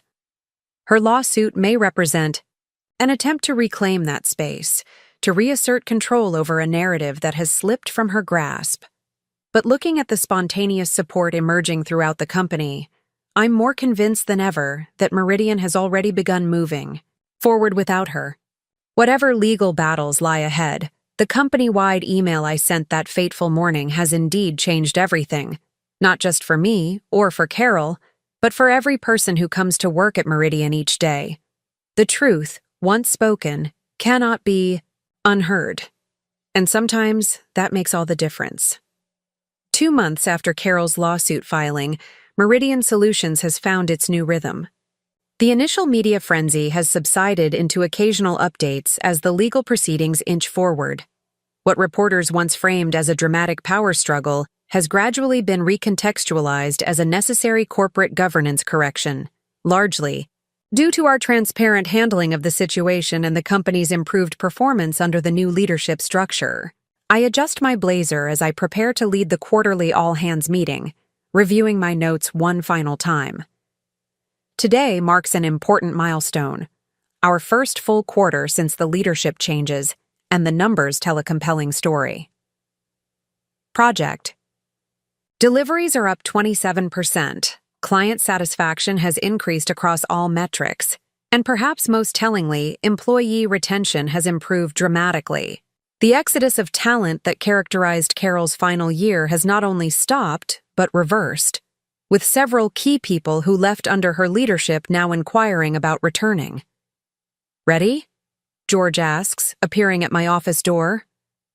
As I'll ever be, I reply, gathering my materials. It's a good day for Meridian. Together we walk to the main conference center where employees are gathering both in person and virtually. The energy in the room feels different than it did during Carol's tenure. Less tense, more collaborative. People are talking across departmental lines, sharing ideas rather than guarding information as currency in the corporate power game she fostered. As the meeting begins, I take a moment to look around at the faces before me. Some, like Diane and Tanya, have been allies from the beginning. Others, like James and Valerie, have gradually shifted from skepticism to cautious engagement with the new direction. There are new faces, too. Talented professionals drawn by Meridian's evolving reputation as a company committed to both innovation and ethical leadership. Before we dive into the quarterly results, I begin after welcoming everyone. I want to acknowledge something important. The past few months haven't been easy. We've faced public scrutiny, legal challenges, and the complex work of redefining how we operate as an organization. I pause, making eye contact with several team members. That kind of change creates discomfort. It requires each of us to examine our habits, question established patterns, and sometimes develop entirely new ways of working together.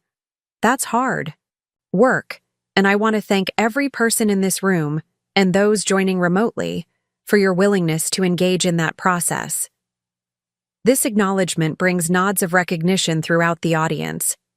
We've all felt the strain of transformation, even those who welcomed it. Now, I continue with a smile, let me show you what that hard work has accomplished. The presentation that follows tells a story not just of numbers, but of renewed purpose. Project teams share their successes, not just meeting deadlines, but exceeding client expectations. Product developers demonstrate innovations that had previously been stalled by bureaucratic bottlenecks. Client-facing teams report strengthened relationships and expanded engagements. When James Peterson, once Carol's staunch ally, steps up to present the financial results, there's a subtle but significant shift in his demeanor. The defensive posture he maintained in our earlier meetings has given way to something approaching enthusiasm as he outlines Meridian's strongest quarter in 3 years. The increased collaboration between departments has eliminated multiple inefficiencies in our operational model, he explains, highlighting several key metrics. We're not just doing more, we're doing it with better resource allocation and reduced overhead. As the presentations conclude and we open the floor for questions, I notice Andrew checking his phone with increasing concern. After the third glance, he discreetly approaches the side of the stage, signaling that he needs to speak with me. What is it? I ask quietly while George fields a question about our expansion plans. Carol just gave an interview on Business Line, Andrew informs me, his voice low. She's making new allegations about document tampering and claiming to have whistleblowers ready to come forward. I maintain my composed expression despite the flutter of concern this news triggers. Is there any substance to it? It seems to be mostly innuendo, he replies. But she specifically mentioned the Hampton Project documentation as being falsified to discredit her decision-making. The Hampton Project, a major healthcare system implementation that had failed spectacularly under Carol's direction after she repeatedly ignored warning signs from the technical team. The documentation I included in my evidence clearly showed her overriding expert recommendations despite escalating problems. We have the original emails and meeting recordings, I remind him calmly. If she's claiming those were tampered with, she's only digging herself deeper. Andrew nods, though he still looks worried. The interview is already getting picked up by other outlets. Our communications team is monitoring the situation. Thank you for letting me know, I say, then turn my attention back to the meeting. Just as George directs a question about our technology roadmap to me. I answer smoothly, giving no indication of the new complication that's just emerged. Years of navigating corporate politics, especially during Carol's systematic campaign against me, have taught me the value of composure under pressure. The meeting continues without further interruption, concluding on a high note with a spontaneous round of applause when George announces a company-wide bonus in recognition of the quarter's exceptional results. As people file out of the conference center, several stop to share personal observations or ask follow-up questions. The genuine engagement reflects another shift in our culture, from meetings as performative events to forums for actual communication and problem-solving. Once the last employee has left, George turns to me with a questioning look. What was that about with Andrew? I fill him in on Carol's latest media offensive as we walk back toward the executive offices. Predictable, he sighs when I finish. The lawsuit isn't generating enough attention, so she's escalating with more sensational claims. The timing isn't coincidental, I point out. She waited until our quarterly results were about to be announced. She's trying to undermine our positive momentum. George's expression hardens slightly. She still doesn't get it, does she? This isn't about her versus you anymore. It's about the future of Meridian and the hundreds of people who work here. For Carol, it's always been personal, I reply. That's part of why we're in this situation. She never could separate her ego from the company's best interests. In my office, I find Natalie waiting with the legal team, already preparing our response to Carol's new allegations. The proactive approach is another change from the reactive posture the company often took in the past. We've already issued a brief statement reaffirming the integrity of our evidence and expressing disappointment at these attempts to distract from Meridian's progress, Natalie informs me. We're also reaching out directly to key clients and investors to reassure them. Good, I approve. Transparent and measured, exactly the right approach. Michael from Legal adds, we've also requested an expedited hearing regarding these new claims. If Carol is alleging document tampering, that's a serious accusation with legal implications.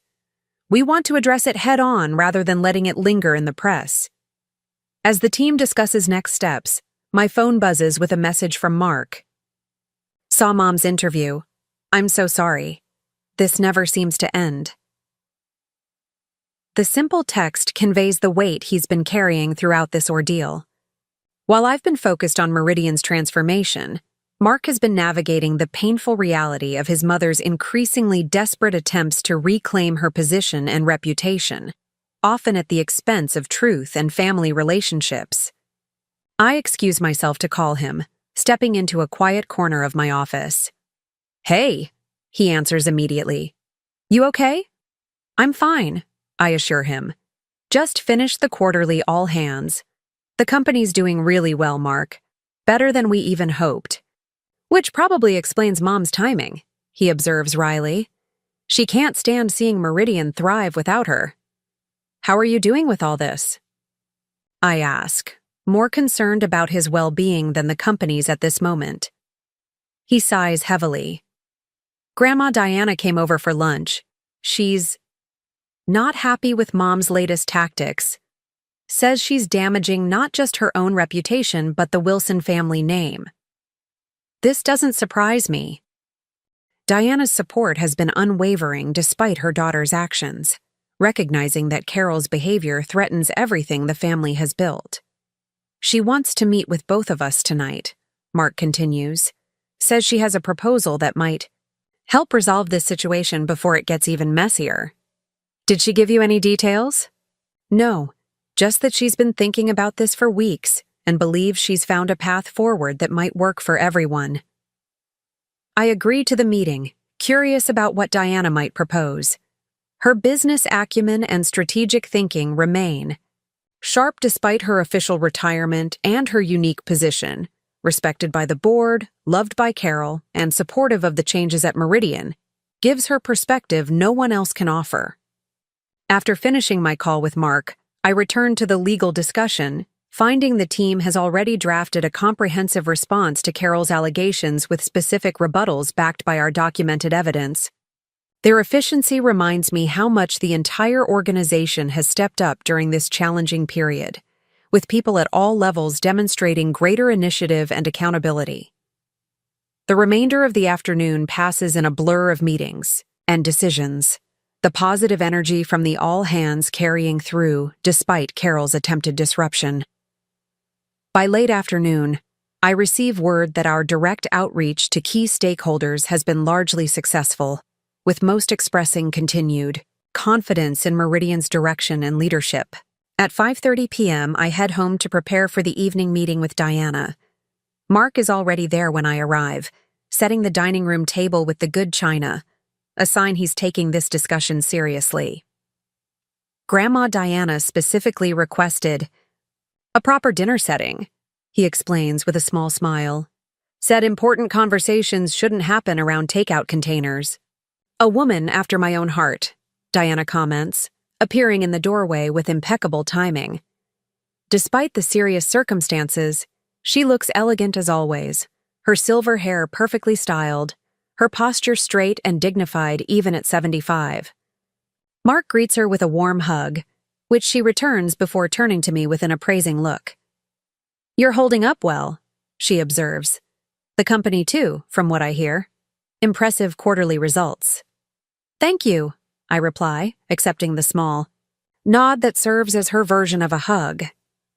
We have good people who've risen to the occasion. Over dinner, Diana keeps the conversation light, inquiring about various Meridian projects and sharing anecdotes from her own executive days. It's only after we've moved to the living room with coffee that she finally addresses the purpose of her visit. Carol's latest interview was a mistake, she begins bluntly.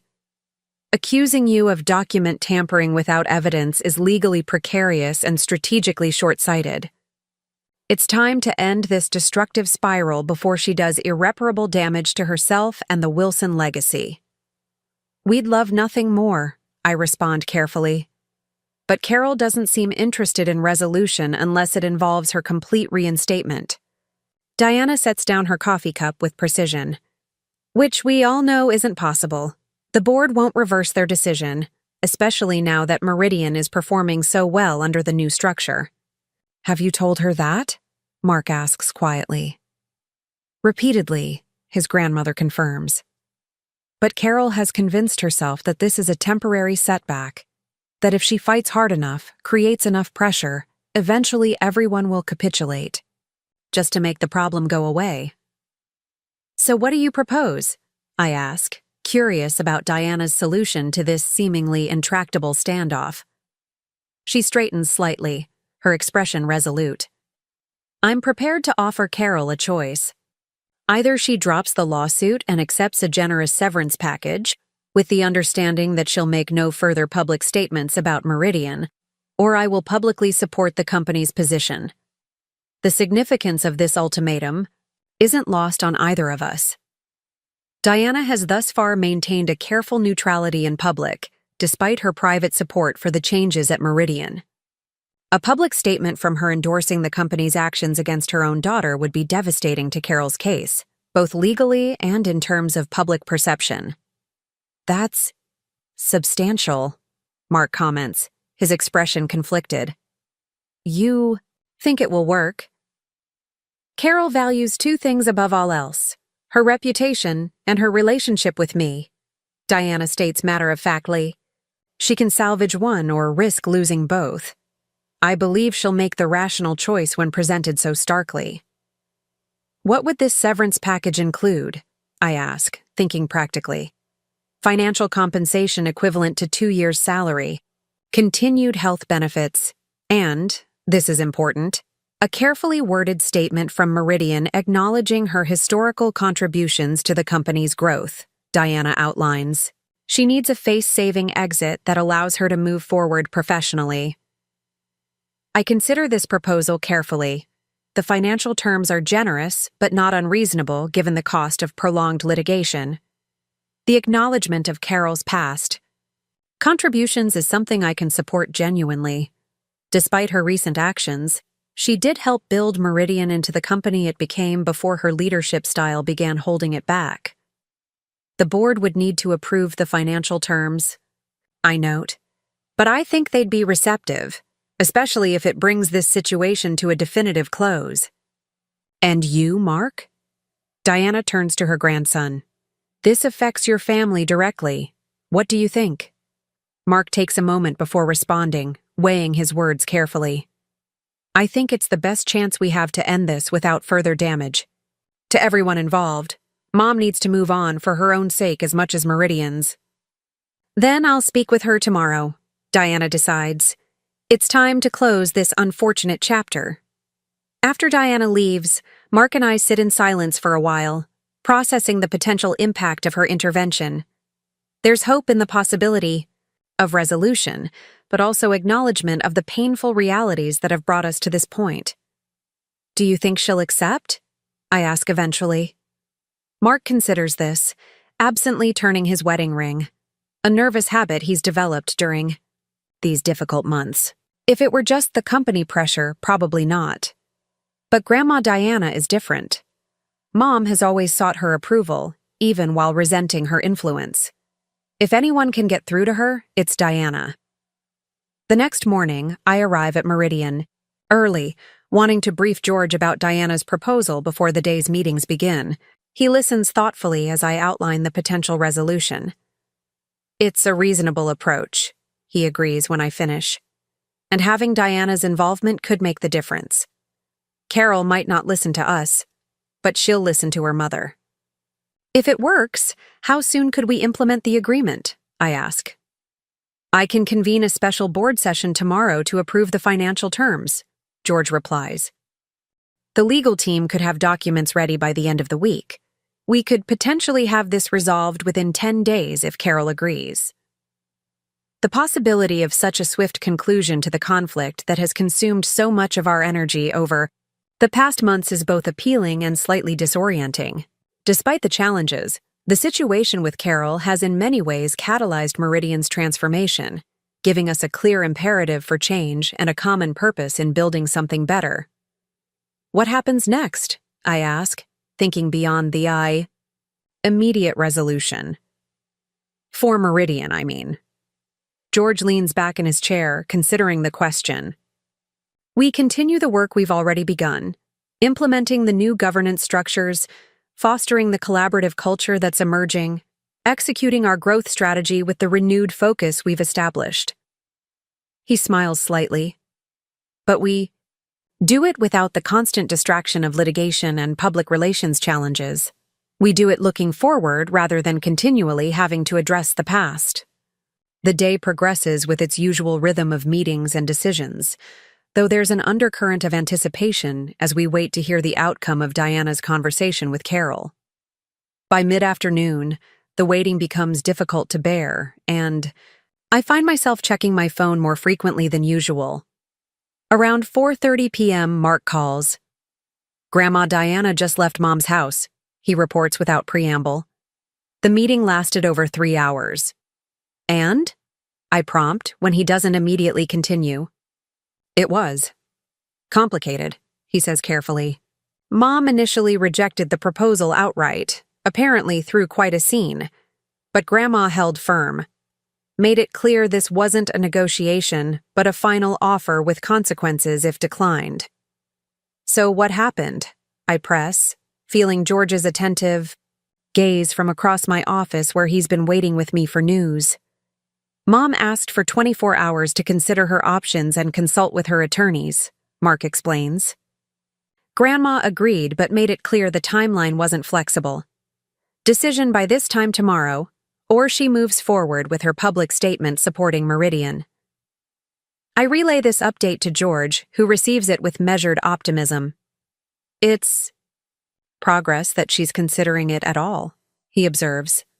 Diana must have made quite an impression. That evening, Mark and I discuss potential outcomes over dinner, trying to prepare ourselves for either resolution or escalation. The weight of uncertainty feels heavier now that a potential end is in sight but not guaranteed. Whatever happens with Mom's decision, Mark says as we clear the dishes, I want you to know I'm proud of how you've handled this entire situation. You've been strong without being vindictive, principled without being rigid. You've focused on building rather than destroying. His words catch me by surprise, bringing unexpected emotion to the surface. In the midst of managing the company response, supporting the organizational transformation, and navigating the legal complexities, I've had little time to reflect on the personal impact of these past months. Thank you, I reply simply, touched by his recognition. The next day passes with excruciating slowness as we await Carol's decision. The 4:30 p.m. deadline approaches with no word from Diana, increasing the tension with each passing minute. At 4:25, my phone finally rings, not Mark or Diana, but Carol herself. For a moment, I consider not answering, wary of what new tactic she might employ. But curiosity and the hope for resolution win out. Hello, Carol, I answer, keeping my voice neutral. Lisa. Her tone is clipped but controlled, quite different from the emotional volatility she's displayed since her removal. I'm calling to inform you that I've instructed my attorneys to contact Meridian's legal team regarding settlement terms. The indirect phrasing is typically Carol, unable to state directly that she's accepting the proposal, framing it instead as her own decision to pursue settlement. I see, I respond carefully. That seems like a positive step, toward resolution. Let's be clear, she continues, her voice hardening slightly. I still believe I was wrongfully terminated, but I recognize that prolonging this conflict serves no one's interests, particularly the company's. The mention of the company's interests, rather than just her own, represents a subtle but significant shift in her perspective. Perhaps Diana's intervention has had a deeper impact than I anticipated. I appreciate your willingness to move toward resolution, I say, maintaining my measured tone. Our legal team will be responsive to your attorney's contact. There's a pause before Carol speaks again, her voice lower and less certain than before. How is Mark?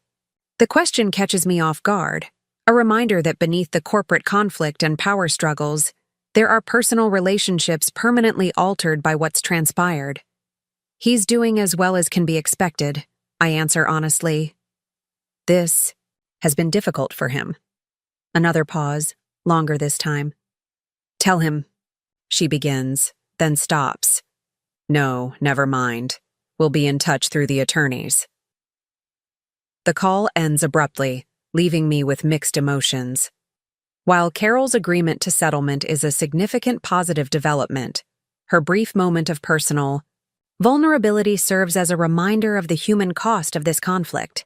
The family bonds strained, the relationships damaged in ways that may never fully heal. I immediately called George to share the news, then Mark, who receives it with a complex mixture of relief and sadness. The resolution brings closure to the professional dimension of the conflict, but leaves much unresolved in the personal realm, something that will require its own healing process over time. The next week passes in a flurry of legal discussions and document preparations. Carol's attorneys prove surprisingly cooperative now that she's committed to settlement, working constructively with our legal team to finalize the terms. The board unanimously approves the financial package, recognizing the value of definitive resolution over continued uncertainty. By Friday afternoon, we have signed agreements in hand. Carol has dropped her lawsuit in exchange for the negotiated severance package and Meridian statement acknowledging her historical contributions. Most critically, she has agreed to make no further public statements about the company or its leadership. The news spreads quickly throughout Meridian, generating reactions that range from relief to cautious optimism. For many employees, especially those who suffered under Carol's leadership style, the settlement represents not just the end of a public conflict, but validation of the changes we've implemented. It feels like we can finally move forward without looking over our shoulders, Diane comments during our leadership team meeting that afternoon, like the last shadow has been lifted. I wouldn't go that far, James cautions, his transition from Carol's ally to constructive participant in the new structure still evolving. There will be lingering effects for some time. Trust takes longer to rebuild than organizational charts. True, I acknowledge, but now we can focus fully on that rebuilding without the distraction of legal battles and media speculation.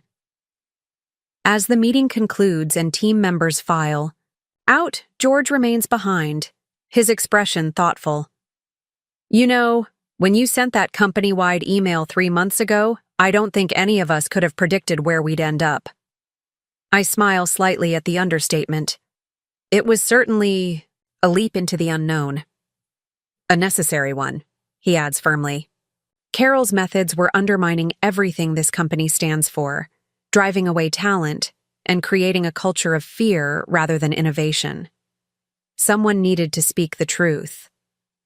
And now, I ask, curious about his perspective on where we stand. Now we have the opportunity to really transform Meridian, he replies with genuine enthusiasm. Not just fix what was broken, but build something better than it's ever been. That evening, as I drive home along the shore of Lake Harriet, I reflect on the journey that began with a single email, a moment of truth-telling that changed not just my professional trajectory, but Meridian's future. The setting sun cast long shadows across the water, reminding me of Diana's words from months ago. Sometimes the quietest person in the room is the one who needs to speak the loudest when it matters most. I arrive home to find Mark sitting on our porch, watching the last light fade from the sky. He looks peaceful for the first time in months, the strain of divided loyalties temporarily eased by the settlement. "Diana called," he says as I join him. "She's proud of how this resolved. Says it took courage from everyone involved to find a path forward." "Even Carol?" I ask, curious about his grandmother's perspective. "Especially Carol," he confirms. "Grandma said it took a different kind of courage for Mom to finally accept reality and let go of something she's defined herself by for so long." We sit in comfortable silence for a while, watching darkness settle over the lake. Tomorrow will bring new challenges, the ongoing work of rebuilding Meridian's culture, developing our strategic direction, nurturing the collaborative spirit that's emerged from this difficult period. But tonight, there's space to simply appreciate the resolution that seemed so unlikely just months ago. "Your email really did change everything," Mark observes quietly, echoing George's earlier comment. "Not the email itself," I correct gently. "The truth it contained. That's what made the difference." As stars begin to appear in the darkening sky, I consider how a single act of speaking truth, even when difficult, even when dangerous, can set in motion changes that extend far beyond what we initially imagine. Meridian is transforming not just because Carol's harmful leadership was removed, but because that removal created space for something healthier to grow in its place. The company-wide email I sent that morning didn't just change my circumstances or Carol's. It changed the fundamental dynamics of an entire organization, inviting everyone within it to reimagine what Meridian could become when built on transparency and respect, rather than manipulation and fear. That transformation continues to unfold, one conversation, one decision, one day at a time. A reminder that speaking truth, however uncomfortable, can be the catalyst for positive change that affects hundreds of lives. Sometimes that makes all the difference. 1 year after the email that changed everything at Meridian Solutions, I stand at the podium in the grand ballroom of the Minneapolis Convention Center, accepting the Women in Business Leadership Award. The audience of industry professionals and executives applauds warmly as I step forward, the spotlight momentarily blinding. "Thank you," I begin, adjusting the microphone. This recognition means a great deal to me, not just personally, but because it represents the transformation that's possible when we create workplaces built on integrity and transparency. From my vantage point, I can see the Meridian table, George beaming with obvious pride, Diane and Tanya exchanging pleased glances, and Mark watching with that quiet, supportive presence that has been my anchor through everything. Even James and Valerie, once Carol's staunchest allies, are here tonight, their gradual shift from reluctant participants to engaged contributors now complete. A year ago, Meridian Solutions was at a crossroads, I continue. We faced a choice between preserving comfortable falsehoods or embracing uncomfortable truths, between allowing toxic leadership to continue or taking the risk of speaking up. The room quiets, executives from across the region leaning forward slightly. Many know parts of our story. It made headlines for weeks, but few understand the full journey. "I sent an email," I say simply. One email, addressing years of manipulation and misinformation. It wasn't an easy decision. It carried significant professional and personal risks.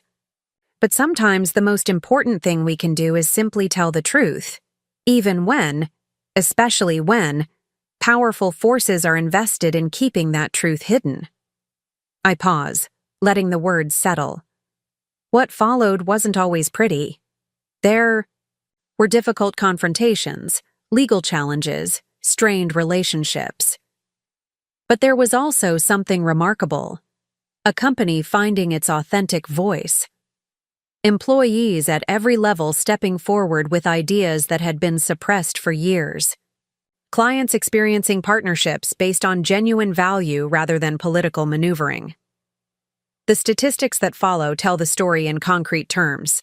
Meridian's 42% growth over the past year, our industry-leading employee retention rate, the innovative healthcare solutions we've launched that are now being implemented in hospital systems nationwide. But it's the less quantifiable changes that matter most to me. The cultural shift from fear to collaboration, from information hoarding to knowledge sharing. Leadership isn't about having all the answers, I conclude, making eye contact with young professionals scattered throughout the audience. It's about creating environments where truth can be spoken without fear, where challenges can be addressed openly rather than hidden, where everyone's contributions are valued based on merit rather than political allegiance. As I return to my seat amid renewed applause, Mark squeezes my hand gently. "Perfect," he whispers. The remainder of the evening passes in a pleasant blur of congratulations and conversations. Industry peers who once kept Meridian at arm's length now seek partnerships. Potential recruits approach with enthusiastic questions about our work environment. Former employees who left during Carol's tenure inquire about returning. It's nearly midnight when we finally leave the convention center, the cool Minnesota night air refreshing after hours in the crowded ballroom. George and Diana join us briefly on the steps outside, both looking pleased with the evening's recognition. "You've accomplished something remarkable," Diana observes, her elegant posture undiminished at 76. "Not just turning Meridian around financially, but fundamentally changing its character." "We all did it," I correct gently. "It took everyone choosing a different path forward." "But it started with you," George reminds me. "With that email, most people would have been too cautious to send." As they depart for their respective homes, Mark and I walk slowly toward our car, enjoying the rare moment of quiet reflection. The past year has been incredibly demanding. Rebuilding Meridian while navigating the aftermath of Carol's departure has consumed most of our waking hours.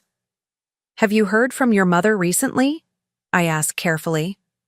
We rarely discuss Carol, but tonight, a milestone of sorts, seems appropriate for checking in. Mark nods. "Last week. She's consulting for a firm in Boston now. Sounds like she's doing well, all things considered." "That's good," I say sincerely. Despite everything that happened, I never wished for Carol's destruction, only for the end of her harmful influence at Meridian. "She mentioned seeing the announcement about your award in the business journal," Mark adds, surprising me. "Said it was well-deserved." This unexpected acknowledgement catches me off guard. "Really? That doesn't sound like Carol." He shrugs slightly. "People can change, or at least they can gain perspective with time and distance." The next morning, I arrive at Meridian headquarters early, wanting some quiet time before the day's meetings begin.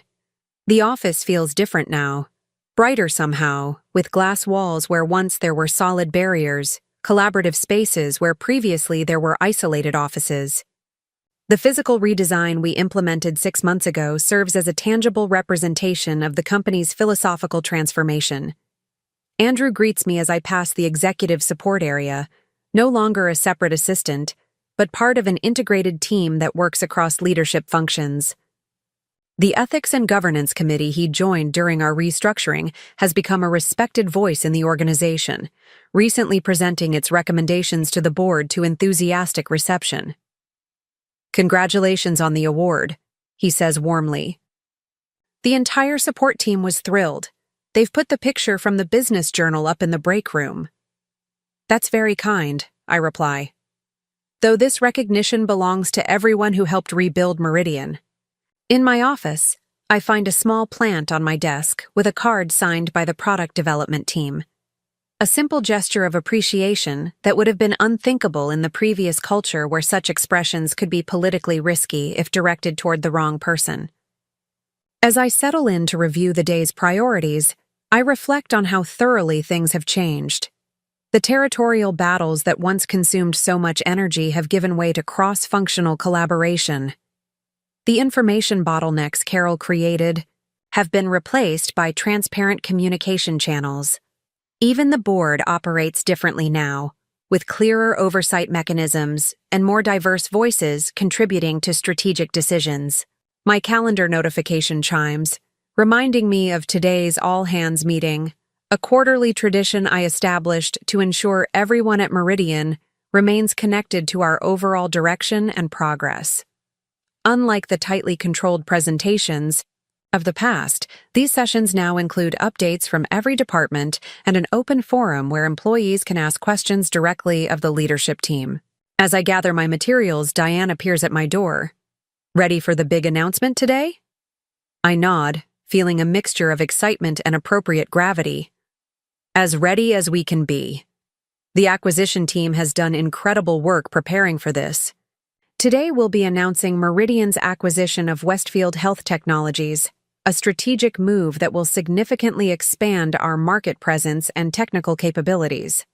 It's our first major acquisition since the leadership change, representing not just business growth but validation of our new direction. The board unanimously approved the deal last week, impressed by the thorough due diligence and clear strategic alignment our team demonstrated. It's quite a milestone, Diane comments as we walk together toward the conference center. A year ago, we were fighting for the company's survival. Now we're leading industry consolidation. It's been quite a journey, I agree. The conference center fills quickly, employees gathering with an energy that reflects Meridian's renewed vitality.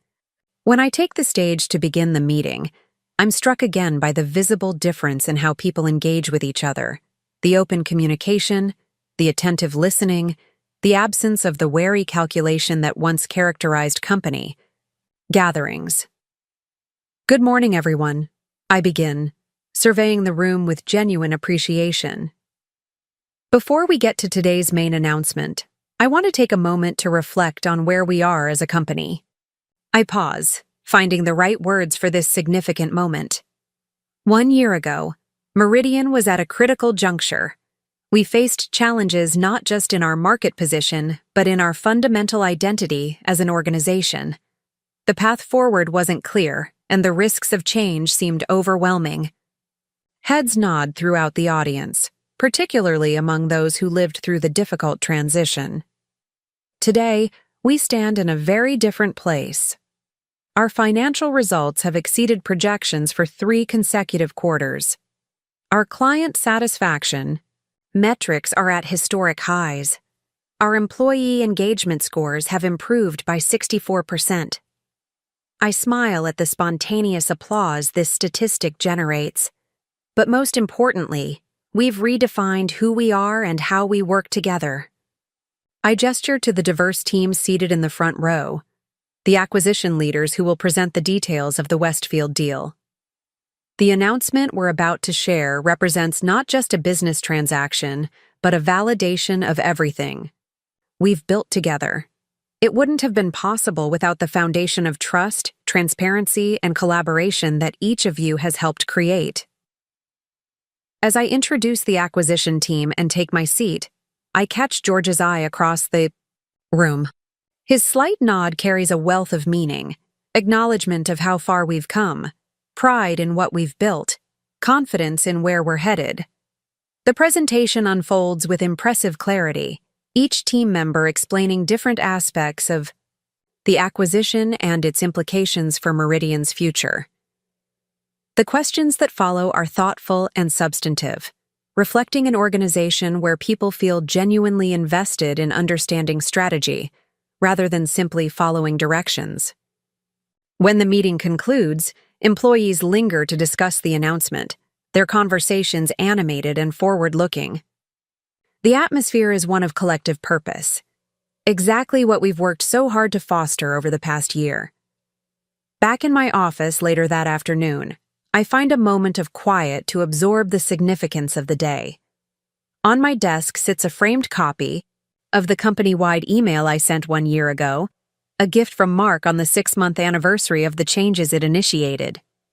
Reading those words now feels like looking through a window to a different life, the controlled fury beneath my measured language, the calculated risk of speaking truth to power, the uncertainty about what would follow. I couldn't have predicted then exactly how things would unfold. Carol's resistance, Diana's intervention, the lawsuit and eventual settlement, the company's remarkable resurgence. But I knew with absolute certainty that remaining silent was no longer an option, regardless of the personal and professional cost of speaking up. My phone buzzes with a message from Mark. "Dinner tonight to celebrate? Grandma Diana wants to join us." I smile, typing back a quick acceptance.